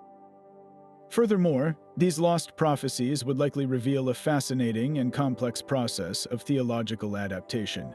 Ezekiel and Daniel present a relatively clean binary, remain pure and await restoration. But for families raising children who knew only Babylon, the pressures to assimilate were immense. A lost prophetic text might detail the intense internal debates happening within the community. Did observing the Sabbath make you a target for ridicule and hinder your economic prospects? Should you give your children Babylonian names to help them fit in? How could you explain the power of the God of a defeated, disappeared nation to your skeptical neighbors? A ground-level prophet would have wrestled with these questions in real time, offering pastoral guidance that was likely far more pragmatic and nuanced than the absolute separatism we often associate with the exile. Their lost words might show us the birth of the synagogue system, not as a planned institution, but as a desperate, improvised solution for keeping faith alive in a land without an altar. Perhaps most importantly, these missing works would provide a much wider spectrum of hope. The official line, preserved in Jeremiah and Ezekiel, was a hope for return after 70 years. But what about those who couldn't wait that long? Or those who had begun to build new lives and weren't sure they wanted to leave? A lost prophecy might reveal alternative visions of restoration that didn't involve a physical return to Zion. It could have imagined a spiritual return, a dissemination of divine wisdom from Babylon to the entire world, transforming the exile from a punishment into a mission. Another might have predicted a messianic figure who would arise not in Judah, but from among the captives themselves to liberate them. This diversity of hope is what we are missing. The recovery of these texts would shatter the monolithic picture we have of the exile. revealing it instead as a time of intense spiritual ferment, argument, and creativity, where the future of Judaism was being passionately debated in 100 different houses of study by prophets whose names and words are, for now, lost to the very history they helped to shape. Yet another court chronicle, one that would plunge us directly into the most notorious and turbulent period of the Northern Kingdom, is the lost book of the records of the House of Ahab. This text, referenced in the biblical account, would have been the official state archive of the Omride dynasty, a family that the books of Kings portray as the ultimate embodiment of evil. But to read their own records would be to step behind the curtain of theological condemnation and into the sophisticated, powerful, and terrifyingly real world of 9th century BCE international politics, seeing this infamous king and queen not as cartoonish villains, but as brilliant, ruthless, and tragically flawed players on a global stage. Imagine the value of such a secular record. The biblical narrative is fundamentally a moral critique, framing Ahab's reign through the lens of his and Jezebel's promotion of the worship of Baal. Their own court annals would have told a completely different story, one of grand geopolitical strategy and breathtaking architectural achievement. This book would likely open not with a spiritual failure, but with a detailed account of the brilliant diplomatic marriage Ahab secured with the Phoenician city-state of Tyre. We would read the actual treaty documents, the trade agreements that granted Israel access to the Mediterranean Sea, and the advanced shipbuilding technology of the Phoenicians. The annals would detail the immense wealth this alliance generated, funding the construction of Samaria's famous ivory palace, a building so opulent that archaeologists have found thousands of intricately carved ivory inlays that once decorated its walls and furniture. This lost book would transform Ahab from a weak-willed idolater into a savvy monarch, who understood that economic and military power often required uncomfortable religious compromises. The military logs within this chronicle would be particularly revolutionary for our understanding of this era. The Bible minimizes Ahab's significant military prowess, but a stone monument from the Assyrian king Shalmaneser III, known as the Kirk monolith, lists Ahab the Israelite as contributing 2,000 chariots and 10,000 foot soldiers to a massive coalition that fought the Assyrians to a standstill at the Battle of Karkar in 853 BCE. This makes Ahab's military one of the most powerful in the region. His own records would have contained the detailed battle plans for Karkar, the logistics of supplying such a large force so far from home, and the political maneuvering required to ally with his traditional enemy, Aram Damascus, against a common foe. We would learn the names of his generals, the design of his revolutionary chariots, and his tactical innovations. This would paint a picture of a commanding wartime leader, a figure completely obscured by the biblical focus on his domestic religious failings. Most compellingly, the book of the records of the House of Ahab would give Queen Jezebel her own voice. In the Bible, she is a pantomime villainess, the foreign queen who murders the prophets of the Lord and schemes to seize a vineyard for her husband. Her own court documents would reveal a powerful stateswoman in her own right, an ambassador of Phoenician culture and power. We might read her personal correspondence with her father, the king of Tyre, discussing state matters. The annals would detail the economic reforms she likely implemented, introducing Tyrian administrative practices and perhaps even establishing new trade monopolies. They might also provide a radically different perspective on the Naboth's vineyard incident, framing it not as a petty squabble, but as a complex case of eminent domain, where the king's desire to consolidate land for a public project clashed with the ancient Israelite concept of ancestral property rights. This wouldn't excuse the judicial murder that followed, but it would place it in the context of the ruthless legal norms of ancient Near Eastern kingship, rather than presenting it as a singular act of cartoonish evil. Ultimately, recovering this lost book would force us to confront the uncomfortable gap between historical success and theological failure. The Omride dynasty was, by any secular standard, a roaring success. It built a powerful, wealthy, and internationally respected kingdom out of a collection of fractious tribes. Yet the biblical writers, and the prophetic movement they represented, judged it an utter failure because that power was built on a foundation of religious syncretism and social injustice.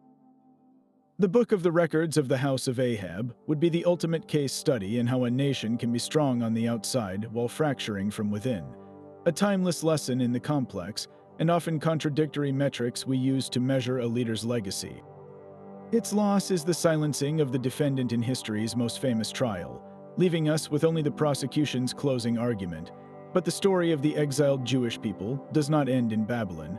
It finds a dramatic new chapter under the vast and powerful Persian Empire, and it is here that another set of crucial lost texts emerges.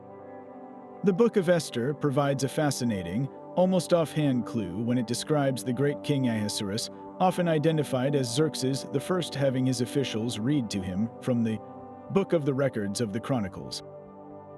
This was no casual bedtime story. It was a state archive, a meticulous log of the empire's dealings, and the text specifies that these chronicles contained an account of how Mordecai had once uncovered an assassination plot, a detail that saved the king's life. This brief mention opens a window into a colossal body of lost history, the official chronicles of the kings of Media and Persia. Now, why would records from a foreign, pagan empire be so vital to understanding Israel's past? Because for nearly 2 centuries, the fate of the Jewish people was inextricably linked to the dictates of the Persian throne. These annals were the administrative backbone of the largest empire the world had ever seen, and within their endless scrolls would have been the original, signed copies of the most important decrees in Jewish history. Imagine holding the actual Edict of Cyrus the Great, not just the summarized version we have in the Book of Ezra. His proclamation in 538 BCE that allowed the Jewish exiles to return to Jerusalem and rebuild their temple was a momentous act of policy. The Persian Chronicles would have contained the full, unedited text, complete with the legal reasoning, the specific permissions granted, and perhaps even the logistical support the empire promised for this long journey home. This would allow us to see Cyrus's famous act not just through the grateful eyes of the biblical writers, but through the cold, practical lens of imperial administration. Was it a genuine act of religious tolerance, or a shrewd geopolitical move to create a loyal buffer state on the frontier of his empire against Egypt? Beyond the grand decrees, these records would have been a treasure trove of mundane yet priceless detail. The books of Ezra and Nehemiah describe the difficult process of rebuilding Jerusalem, a project constantly beset by local opposition and internal doubt. The Persian Chronicles would have contained the official correspondence that settled these disputes. We could read the royal responses to the complaints filed by the governors of Samaria, the official permits authorizing the felling of cedar trees in Lebanon for the temple's reconstruction, and the imperial guarantees of safe passage for the caravans carrying silver and gold from the royal treasury to fund the effort. This would transform the biblical narrative from a story of pure faith into a documented historical process, showing the intricate interplay between divine providence and the messy, paper-driven reality of living under a massive bureaucracy. Perhaps most personally, these lost archives might hold the key to understanding the demographics of the return. The Bible provides lists of families who made the arduous journey back to Judah, but these are likely summaries. The Persian Empire was a meticulous record keeper, especially when it came to taxing its subjects and moving populations. Their chronicles would have contained detailed census data and population registers for the province of Yehud, as Judah was now called. This would allow historians to move beyond the broad strokes and understand the true scale of the return. How many people actually went back? What were their professions? Where were they resettled? These dry administrative lists would paint a vivid picture of a community struggling to re-establish itself, giving names and numbers to the families whose faith and determination literally rebuilt a nation from the ashes of exile. The loss of the chronicles of the kings of Media and Persia is the loss of the official, corroborating paper trail for one of the most pivotal transitions in Jewish history. The moment a people ceased to be captives and began the long, hard work of becoming themselves again.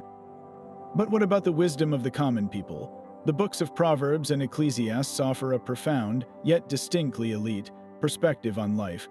These are texts attributed to kings and courtiers, the 1% of their day, pondering the mysteries of existence from within the rarefied air of the palace. Yet the vast majority of ancient Israelites were not kings or sages. They were farmers, shepherds, blacksmiths, and mothers. Their lives were defined not by abstract philosophy, but by the tangible realities of the soil, the seasons, and the family hearth.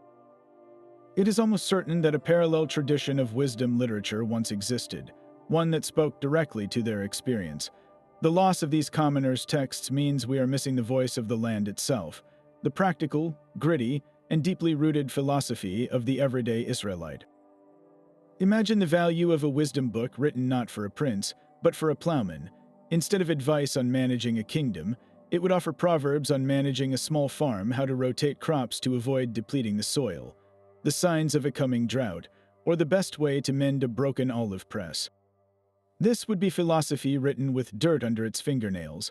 We might find poems celebrating the first rains after a long summer, not just as a meteorological event, but as a moment of sheer, life-giving grace.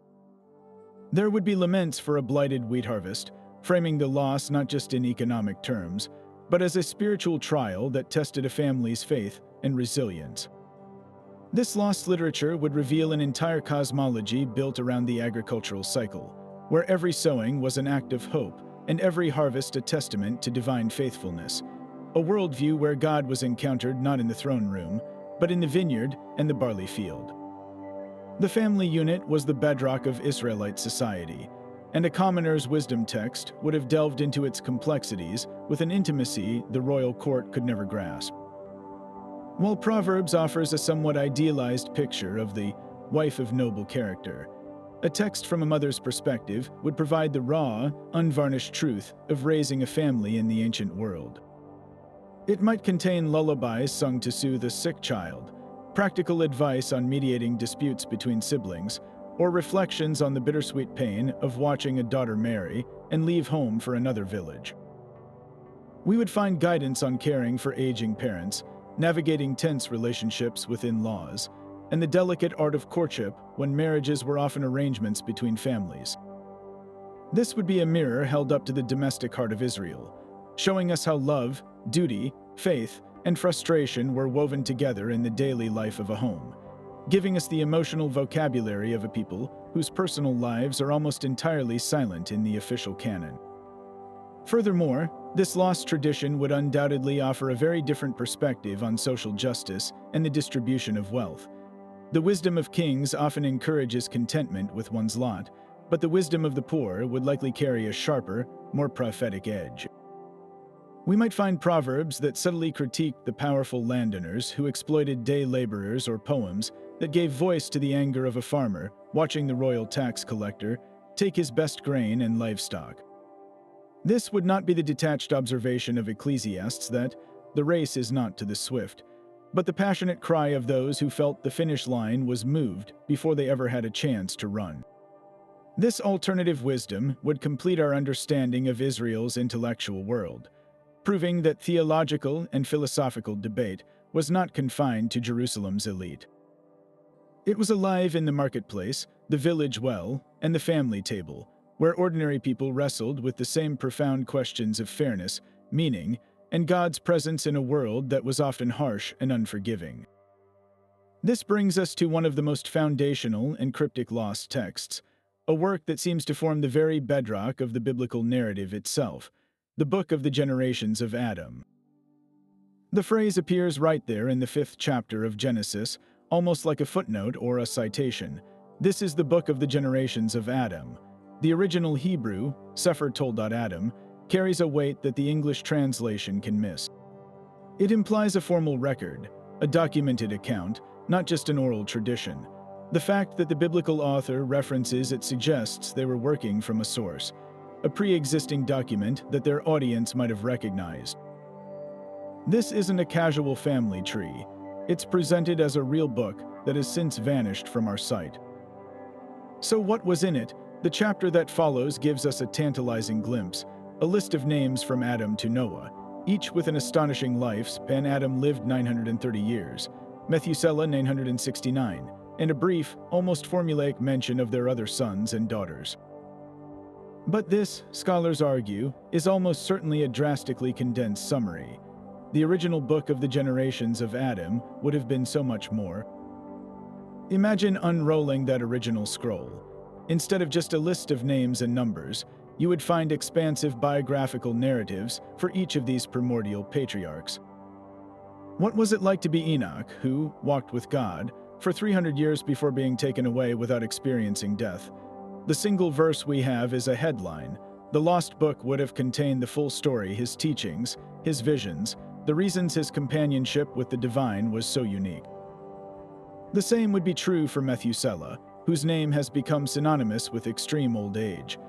His 969-year life would have spanned unimaginable cultural and environmental shifts, from the early world to the very brink of the Great Flood.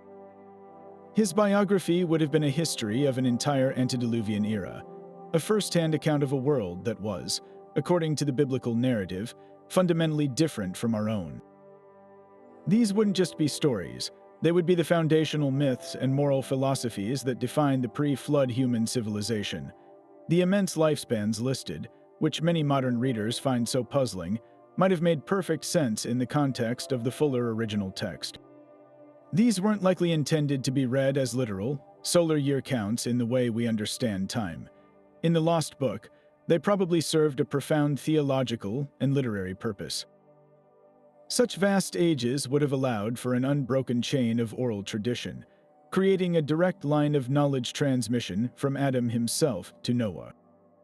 Imagine a story where Methuselah, as a young man, sat at the feet of a still vigorous Adam, hearing firsthand about the Garden of Eden and the fateful choice that changed everything. Then, an aged Methuselah could have passed those same stories directly to his grandson, Noah. This device effectively collapses the vast pre-flood timeline, ensuring that no essential knowledge was lost to the vagaries of time, and making the cataclysm of the flood a judgment on a civilization that had received, and then rejected, the purest possible first-hand knowledge of its creator. Perhaps the most exciting possibility is that this lost book served as a bridge, connecting the Israelite narrative directly to the wider world of Mesopotamian myth and tradition. The Sumerian king list, an ancient cuneiform document, also features a line of kings with fantastically long reigns, some ruling for tens of thousands of years. The parallels are too striking to ignore. The original, full book of the generations of Adam might have contained similar epic tales of heroic, long-lived figures, engaging in acts of great prowess, founding cities, and making discoveries. This wouldn't mean the Bible was simply copying these myths. Rather, it suggests that both traditions were drawing from a common pool of ancient, shared memories about the deep past.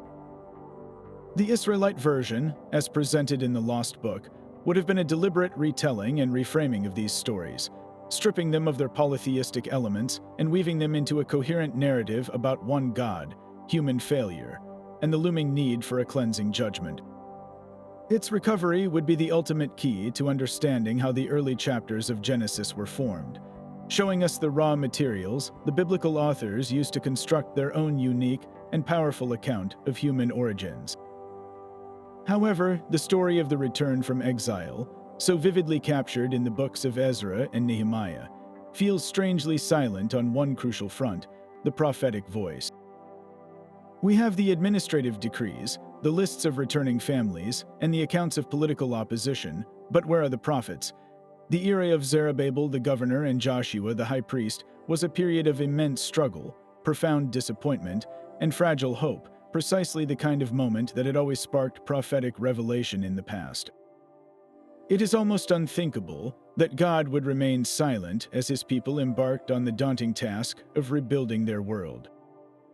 This silence in the biblical record strongly suggests the existence of lost prophetic works, scrolls that bore witness to the spiritual and emotional turmoil of the return, texts that could transform our understanding of this pivotal bridge between the exile and the Second Temple period. Imagine the content of such a lost prophecy. The first wave of exiles returned to Zion with euphoric expectations, buoyed by the majestic promises of Isaiah and Jeremiah, anticipating a swift restoration of Davidic glory and divine favor. Instead, they found a land in ruins, a city without walls, and a population of their countrymen who had been left behind generations before, now intermarried with foreign settlers and practicing a syncretistic form of worship. The crushing gap between their prophetic hopes and the harsh reality on the ground must have caused a severe crisis of faith. A prophet of this time would have spoken directly into this disappointment. His lost scroll might have contained powerful visions explaining the difficult transition not as a failure of God's promise, but as a necessary, arduous process of purification. He could have reframed their calling. The task was not to instantly recreate the glories of Solomon, but to lay one humble stone upon another, in faith that God was building something new, even if its beginnings were small and despised. This would be a theology of the long haul, a prophetic word for people who had to learn to hope all over again, without the immediate miraculous interventions of their past. These lost prophecies would also provide the definitive spiritual commentary on the bitter and complex conflict with the Samaritans, a struggle that defines the books of Ezra and Nehemiah. The biblical account gives us the political outcome, the flat rejection of help from the adversaries of Judah and Benjamin, but a contemporary prophet would have explored the deep theological reasoning behind this seemingly harsh decision.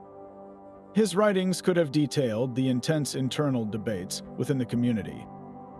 Were these northerners, who claimed to worship the same God, to be embraced as long-lost brothers? Or were their beliefs, which mixed Yahweh worship with pagan practices, an existential threat to the fragile spiritual identity of the newly restored community? A prophetic text from this era would give us the divine perspective on this painful schism, justifying the need for separation to preserve a pure remnant, while perhaps also expressing divine sorrow over the fractured state of God's people.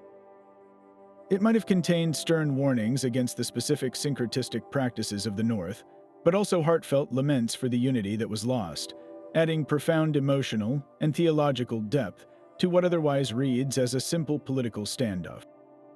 Most significantly, these vanished texts would have been the primary vessel for the messianic hopes that animated the returning exiles. The early prophecies of return, like those in Isaiah, are shot through with glorious expectations of a Davidic king who would lead a new exodus and establish an everlasting kingdom. Zerubbabel himself, a direct descendant of David, became the immediate focus of these hopes. A lost prophetic work from his time would almost certainly have contained specific, stirring oracles directed at him, perhaps even a new coronation liturgy declaring him the promised branch from the stump of Jesse. We might read of symbolic acts performed by the prophet, like the placing of a crown on Zerubbabel's head, accompanied by promises of divine empowerment to complete the temple and throw off the lingering authority of the Persian Empire.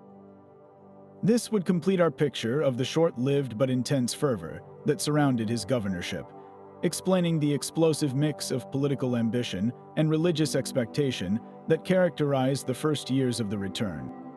And when those immediate hopes for a political messiah were dashed, as Zerubbabel faded from history without fulfilling the grandest dreams, the prophetic voice would have needed to adapt once more. The later lost prophecies might have begun the crucial process of spiritualizing the messianic idea. Faced with the reality of continued foreign domination, a prophet could have received visions redirecting the community's hope from a warrior king who would break the yoke of Persia to a suffering servant who would bear the sins of the people. These texts could represent the missing link between the pre-exilic prophecies of a conquering Davidic king and the post-exilic development of apocalyptic and suffering Messiah figures that would later emerge. They would show a people learning to hold on to hope even when its fulfillment was delayed, transferring their expectation from the immediate political arena to a future, divine intervention. The loss of these prophecies leaves a gaping hole in our understanding of how Jewish menism evolved, silencing the voices that taught a disappointed people how to wait, how to hope, and how to find God's purpose not in triumphant victory, but in the faithful struggle to lay a new foundation, one difficult stone at a time. And this brings us to a particularly fascinating possibility, a source that would stand in stark contrast to the theological narratives we've been discussing. What if there was a historical record from the northern kingdom of Israel that was utterly unconcerned with divine approval or prophetic judgment, a text dedicated solely to the raw mechanics of statecraft, a hard-nosed account of military strategy, economic development, and international diplomacy? Many scholars believe just such a document once existed, a source the biblical writers may have drawn from and referred to simply as the Acts of the Kings of Israel. This wouldn't have been a chronicle for priestly archives. It would have been the official playbook for generals and diplomats, a purely political history written by and for the secular elite of the Northern Court. Imagine the content of such a text. Its opening chapters would likely detail the military genius of its first king, Jeroboam I, but not from a spiritual perspective. Instead of focusing on his religious innovations at Bethel and Dan, this record would have mapped his strategic fortification of key cities like Shechem and Penuel, turning them into formidable garrison towns to deter not just Judah to the south, but also the ever-present threat from the Arameans to the north and the Philistines to the west. We would read detailed deployment orders for his army, logistical plans for supplying his troops in the field, and the text of the non-aggression pacts he shrewdly negotiated with Egypt and other regional powers to secure his fledgling nation's borders. This would be the story of Israel's founding not as a sinful schism, but as a brilliant act of realpolitik and national security planning. The value of this source would skyrocket when it reached the account of the Omride dynasty, particularly the reign of King Ahab. The Bible remembers Ahab almost exclusively for his promotion of Baal worship and his confrontations with the prophet Elijah. But the Acts of the Kings of Israel would have presented a completely different man, a geopolitical mastermind. Its pages would have contained the full, unedited alliance treaty with King Ethbal of Tyre, a document that wasn't just about a marriage to Jezebel, but a comprehensive military and economic partnership that gave landlocked Israel access to the Mediterranean Sea and the vast trade networks of the Phoenicians.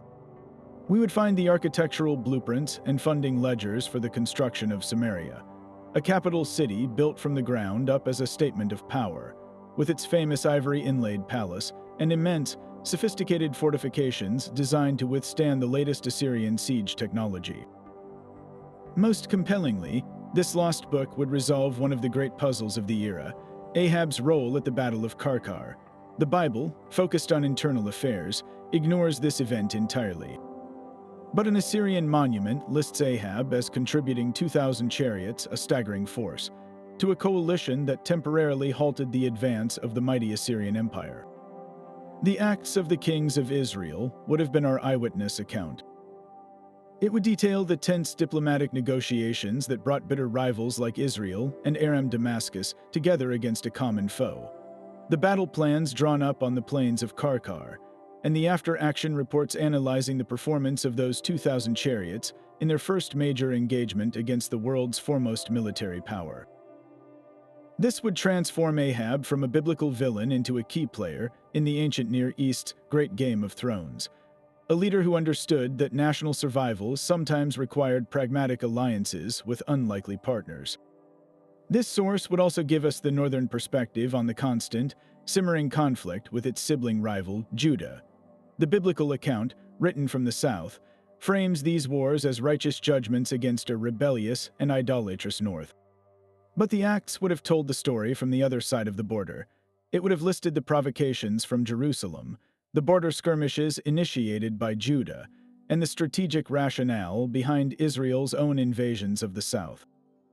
We would read the casualty figures from both sides, not as tidy numbers illustrating a moral, but as grim statistics in a protracted and bloody civil war between two nations that shared a common ancestry, but could not share a land. This lost political history would force us to confront the uncomfortable truth that the story of ancient Israel is not one of simple good versus evil, but a complex and often tragic tale of two competing national identities, each with its own legitimate claims, its own strategic imperatives, and its own way of remembering why the other was always to blame. Now we arrive at one of the most dramatic and consequential discoveries in all of biblical history, a moment that not only defined a king's reign, but arguably reshaped the entire future of Jewish faith. The story, as told in the second book of Kings, is the stuff of high drama. In the 18th year of his reign, around 622 before the Common Era, the young King Josiah orders the renovation of the temple in Jerusalem, which had fallen into a state of disrepair and neglect. During the cleanup, the high priest Hilkiah makes a stunning announcement. He has found the Book of the Law in the house of the Lord, The scroll is brought and read aloud to the king, and upon hearing its words, Josiah tears his robes in a profound display of terror and grief. He realizes, with horrifying clarity, that the nation has been operating in direct violation of these divine commands for generations, and that the curses detailed in the text for such disobedience are now hanging over their heads. This discovery triggers the most sweeping religious reformation in Judah's history, a top-down purge of idolatry, and a forceful recentralization of worship in Jerusalem.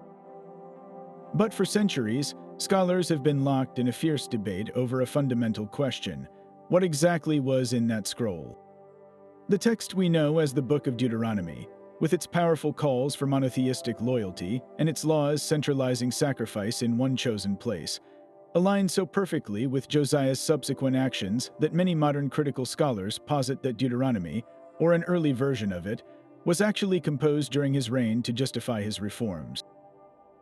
This view, known as the Deuteronomistic theory, suggests the discovery was more of a strategic publication, a powerful piece of political theology designed to unite the nation under Josiah's rule and the authority of the Jerusalem priesthood. Others argue it was a genuinely ancient text, perhaps penned by Moses himself, that had been lost, forgotten, or deliberately suppressed by the idolatrous kings who preceded Josiah. But a third, even more intriguing possibility exists. What if the scroll Hilkiah found was not the Book of Deuteronomy as we know it, but a larger, more comprehensive legal corpus that contained Deuteronomy as merely one part of its contents? This lost book would have been the full, unabridged law code, of which our current biblical text is only a summary or a highlight reel. The implications of this are staggering. If we could recover that original, complete scroll, we would finally understand the full scope and radical nature of Josiah's revolution. The biblical account of his reforms is impressive.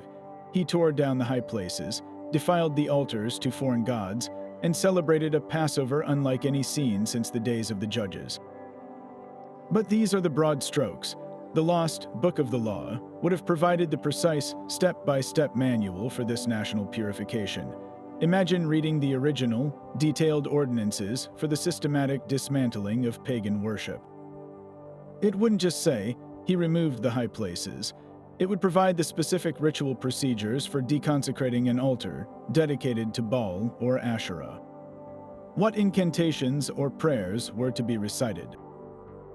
How were the sacred stones to be disposed of? Were they broken, buried, or thrown into a river? Were there specific purification rites for the land itself, to cleanse it from the spiritual pollution of centuries of idolatry? This lost text would be a comprehensive guide to theological detox for an entire nation, revealing a level of ritual and liturgical sophistication that we can only guess at today. Furthermore, this complete legal corpus would almost certainly have contained legislation for festivals and holy days that were entirely expunged from the record because of their association with pagan worship. The Bible mentions several times that the people were celebrating feasts to Baal, or observing new moons and Sabbaths in a corrupted manner.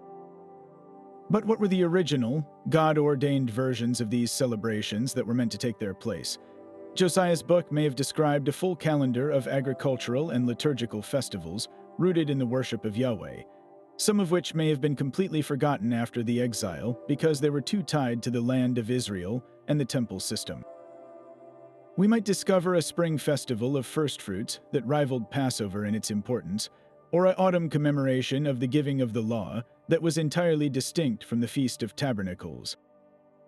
Recovering this would restore the vibrant, rhythmic pulse of Israel's original sacred calendar, showing us a faith expressed not just in grand national moments, but in a continuous cycle of communal worship and remembrance.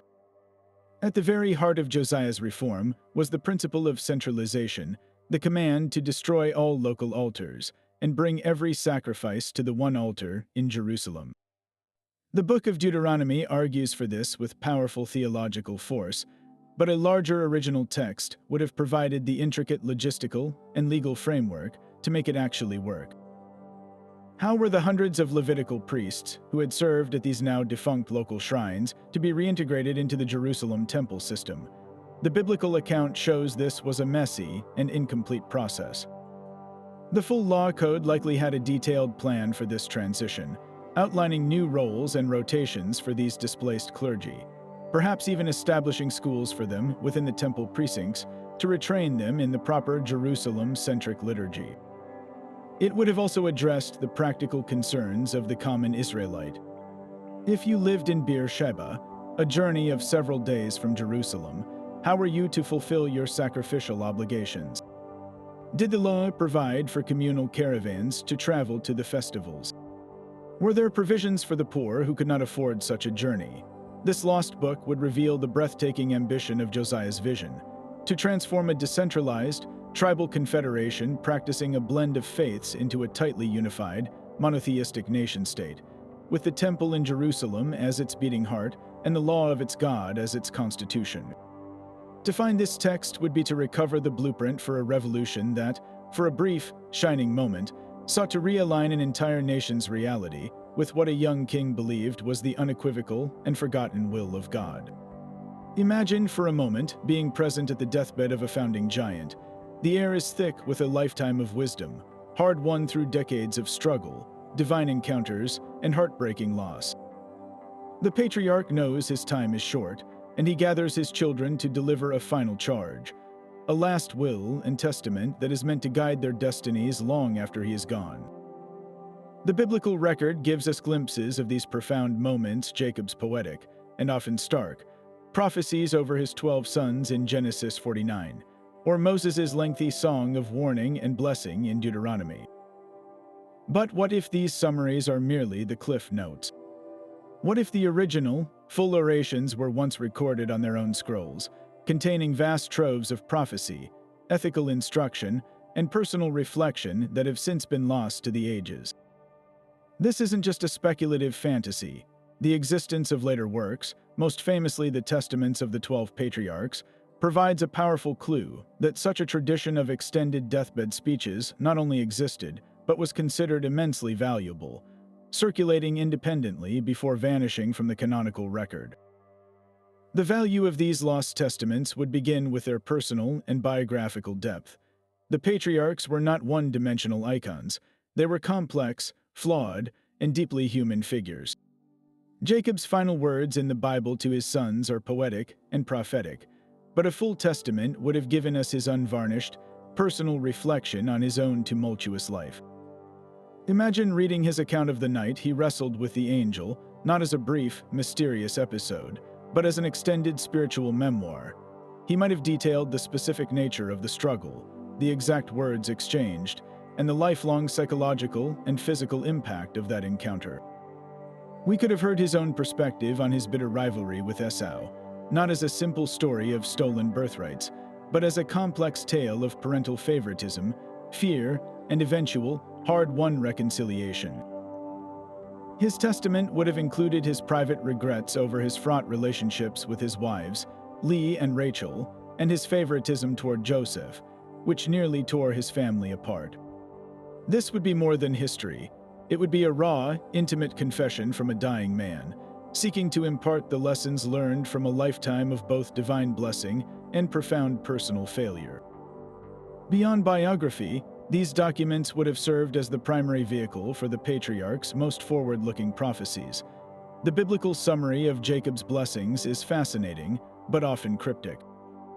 His predictions for Judah and Joseph are grand, but what about the detailed futures he foresaw for the other tribes? A full testament would have expanded these visions exponentially. He might have predicted the specific geographical boundaries each tribe would inhabit, the unique economic roles they would play, perhaps foreseeing Zebulun's future as a seafaring merchant people, or Issachar's fate as a tribe content with agricultural labor. Most tantalizingly, his prophecy for Judah, which is understood by Jews and Christians alike to point toward a future messianic king, would have been far more elaborate. It could have included specific signs for recognizing this coming ruler, the timing of his arrival, or the nature of the eternal kingdom he would establish. This lost testament would have been the foundational text for all subsequent messianic hope, a detailed roadmap of the future written from the deathbed of the man who named the nation. Perhaps the most significant loss is that of the ethical and legal instructions contained within these speeches. The patriarchs were the lawgivers before the law. Before Moses received the statutes at Sinai, Abraham, Isaac, and Jacob were obeying a divine code of conduct based on covenant and promise. Their full testaments would have contained this oral tradition of law, passed down from father to son. We might have had Abraham's detailed teachings on hospitality, drawn from his experience entertaining divine visitors at Mamre. Isaac could have elaborated on the spiritual principles behind the blessing and the weighty consequences of its misuse, a lesson he learned painfully through Jacob's deception. Jacob's testament likely included specific family laws regarding inheritance, tribal loyalty, and the treatment of foreigners who married into the clan. This would represent a missing link in the history of Israelite law, showing how the covenant family governed itself for generations before the giving of the Mosaic law, providing a crucial context for understanding why certain laws were later instituted and others were set aside. The existence of the later, non-canonical work known as the Testaments of the 12 Patriarchs is the strongest evidence that this tradition of deathbed literature was real and influential. This text, likely composed centuries later during the Second Temple period, presents itself as the extended final words of each of Jacob's sons. While most scholars agree it is a pious work of fiction from a later era, its very composition points to a powerful and enduring belief that such original documents had once existed. The author of this later text was essentially filling a gap, attempting to reconstruct what he believed had been lost. His work covers each patriarch's specific sins: Reuben's with Bilhah, Simon and Levi's violence at Shechem, and their heartfelt repentance, and it is filled with ethical exhortations and apocalyptic visions. The fact that someone felt compelled to create this text in the 2nd or 1st century before the Common Era suggests the memory of lost patriarchal testaments was still alive, a ghost in the literary conscience of ancient Judaism that someone tried to flesh out and make whole again. The loss of the genuine articles forces us to listen to this echo, a later generation's attempt to recapture the profound, intimate voices of the founders, a poignant reminder that the most personal words of our ancestors are often the first to be silenced by time. But perhaps no lost archive holds more potential to reshape our understanding of a pivotal era than the complete records of the Sanhedrin, the supreme Jewish ruling council during the Second Temple period. We know of its immense power and influence from sources like the New Testament and the later rabbinic writings, but these are only glimpses through a keyhole. The council's own archive, its minutes, its legal rulings, its full transcripts, this is the motherlode that has vanished. This wouldn't be a single scroll, but a massive library documenting the inner workings of a nation governing itself under the watchful eyes of successive foreign empires. To discover it would be to open the door to the command center of ancient Jewish life, hearing the actual debates that shaped law and faith for centuries. Within that lost archive, we would find the raw data of jurisprudence, the complete case law of the Sanhedrin. The Mishnah, compiled centuries later, gives us the conclusions, the finalized legal opinions. But the archive would show us the process, the heated arguments, the rejected interpretations, the narrow votes that became binding law. Imagine reading the transcript of a debate between the schools of Hillel and Shammai, not as a summarized principle, but as a real-time, passionate dialogue. We would see how a specific law of the Sabbath or divorce was hammered out, how Scripture was interpreted and applied to new situations, and how human reason wrestled with divine command.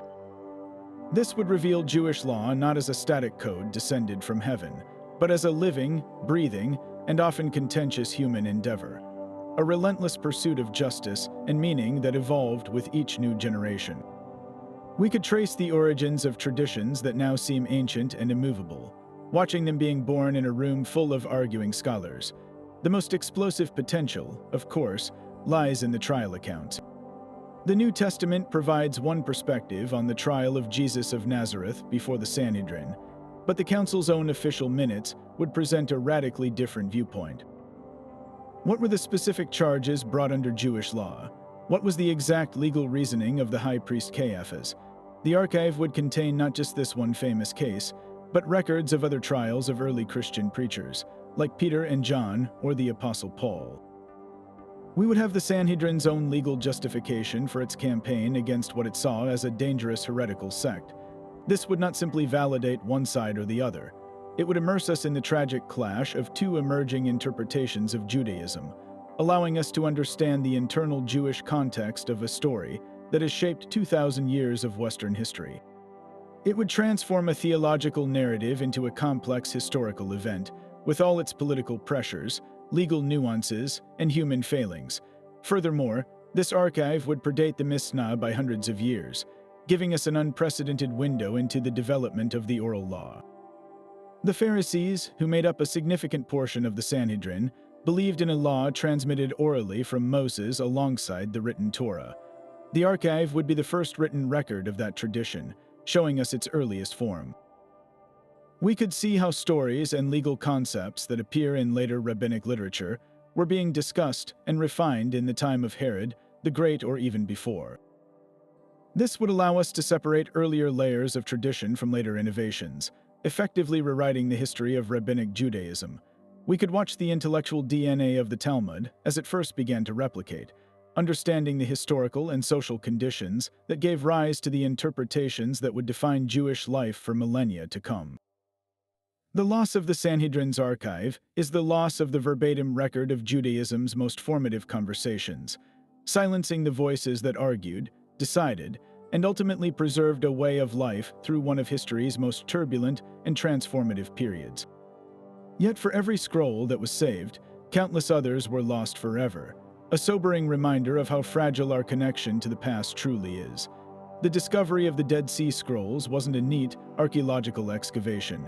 It was a chaotic race against time, greed, and the elements.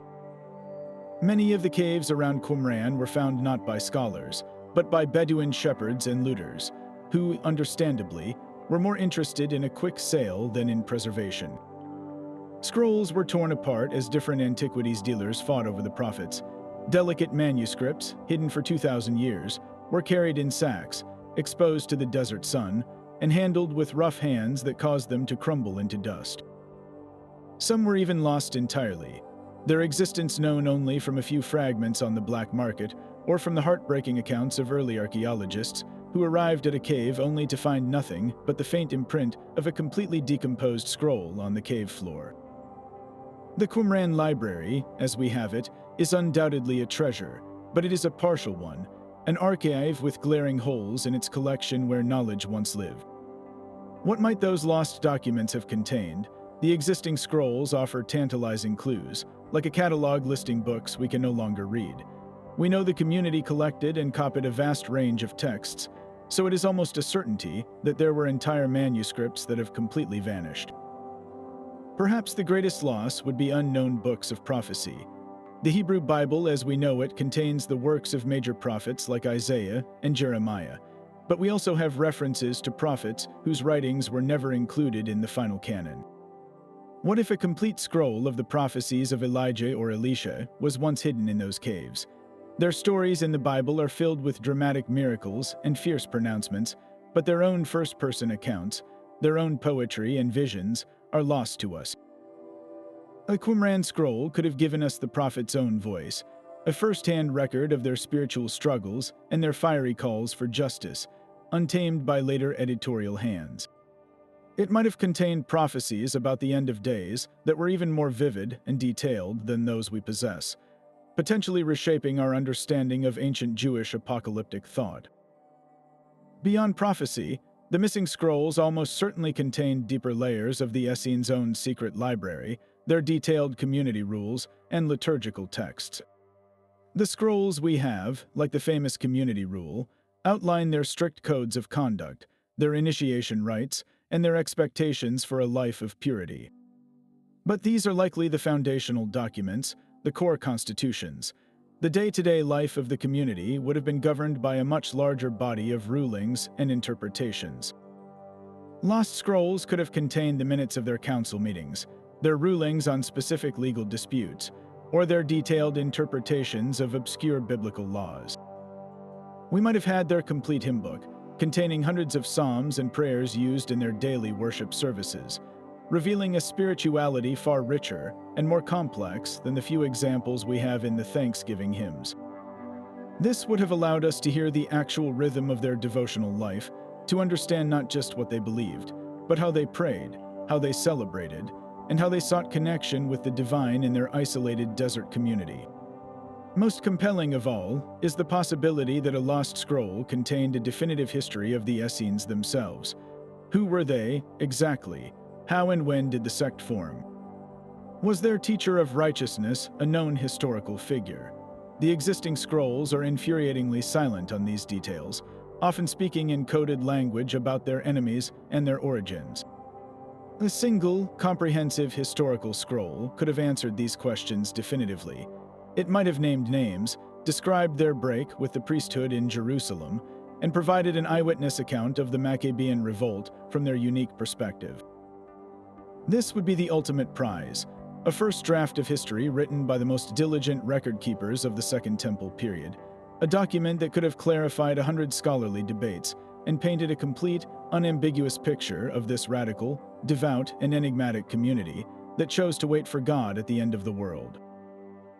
The silence where these scrolls once were is a void that echoes with lost answers, a permanent gap in our understanding that makes the discovery of the Dead Sea Scrolls both a monumental gift and an enduring, poignant mystery.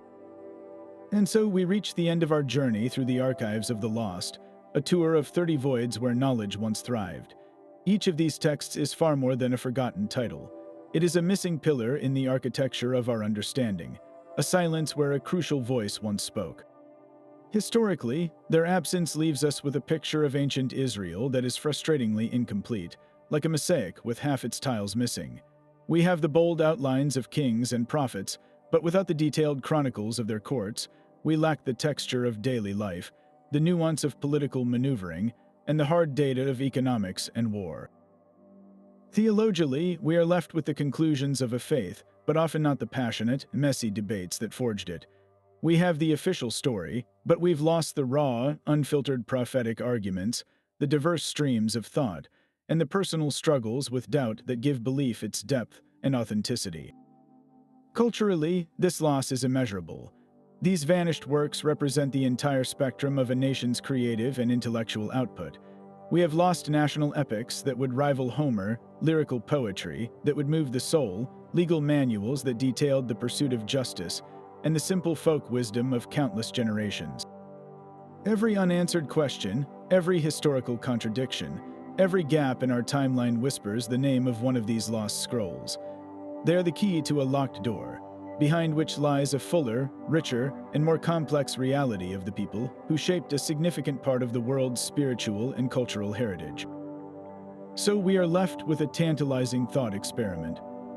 If you could step into a time machine and recover just one of these 30 lost texts, which would it be?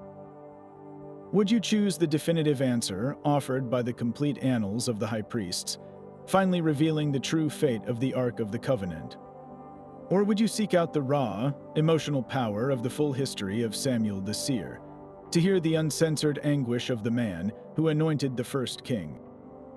Perhaps you'd aim for the geopolitical masterstroke found in the Acts of Solomon to understand the inner workings of history's wisest king. The choice itself is a revelation, pointing to what fascinates us most about this ancient world, its faith, its power, its humanity, or its enduring mysteries. Let us know which discovery would set your mind ablaze. Share your pick and your reasoning in the comments below. The conversation about these lost voices is, in its own way, a way of keeping their memory alive, a small act of defiance against the silence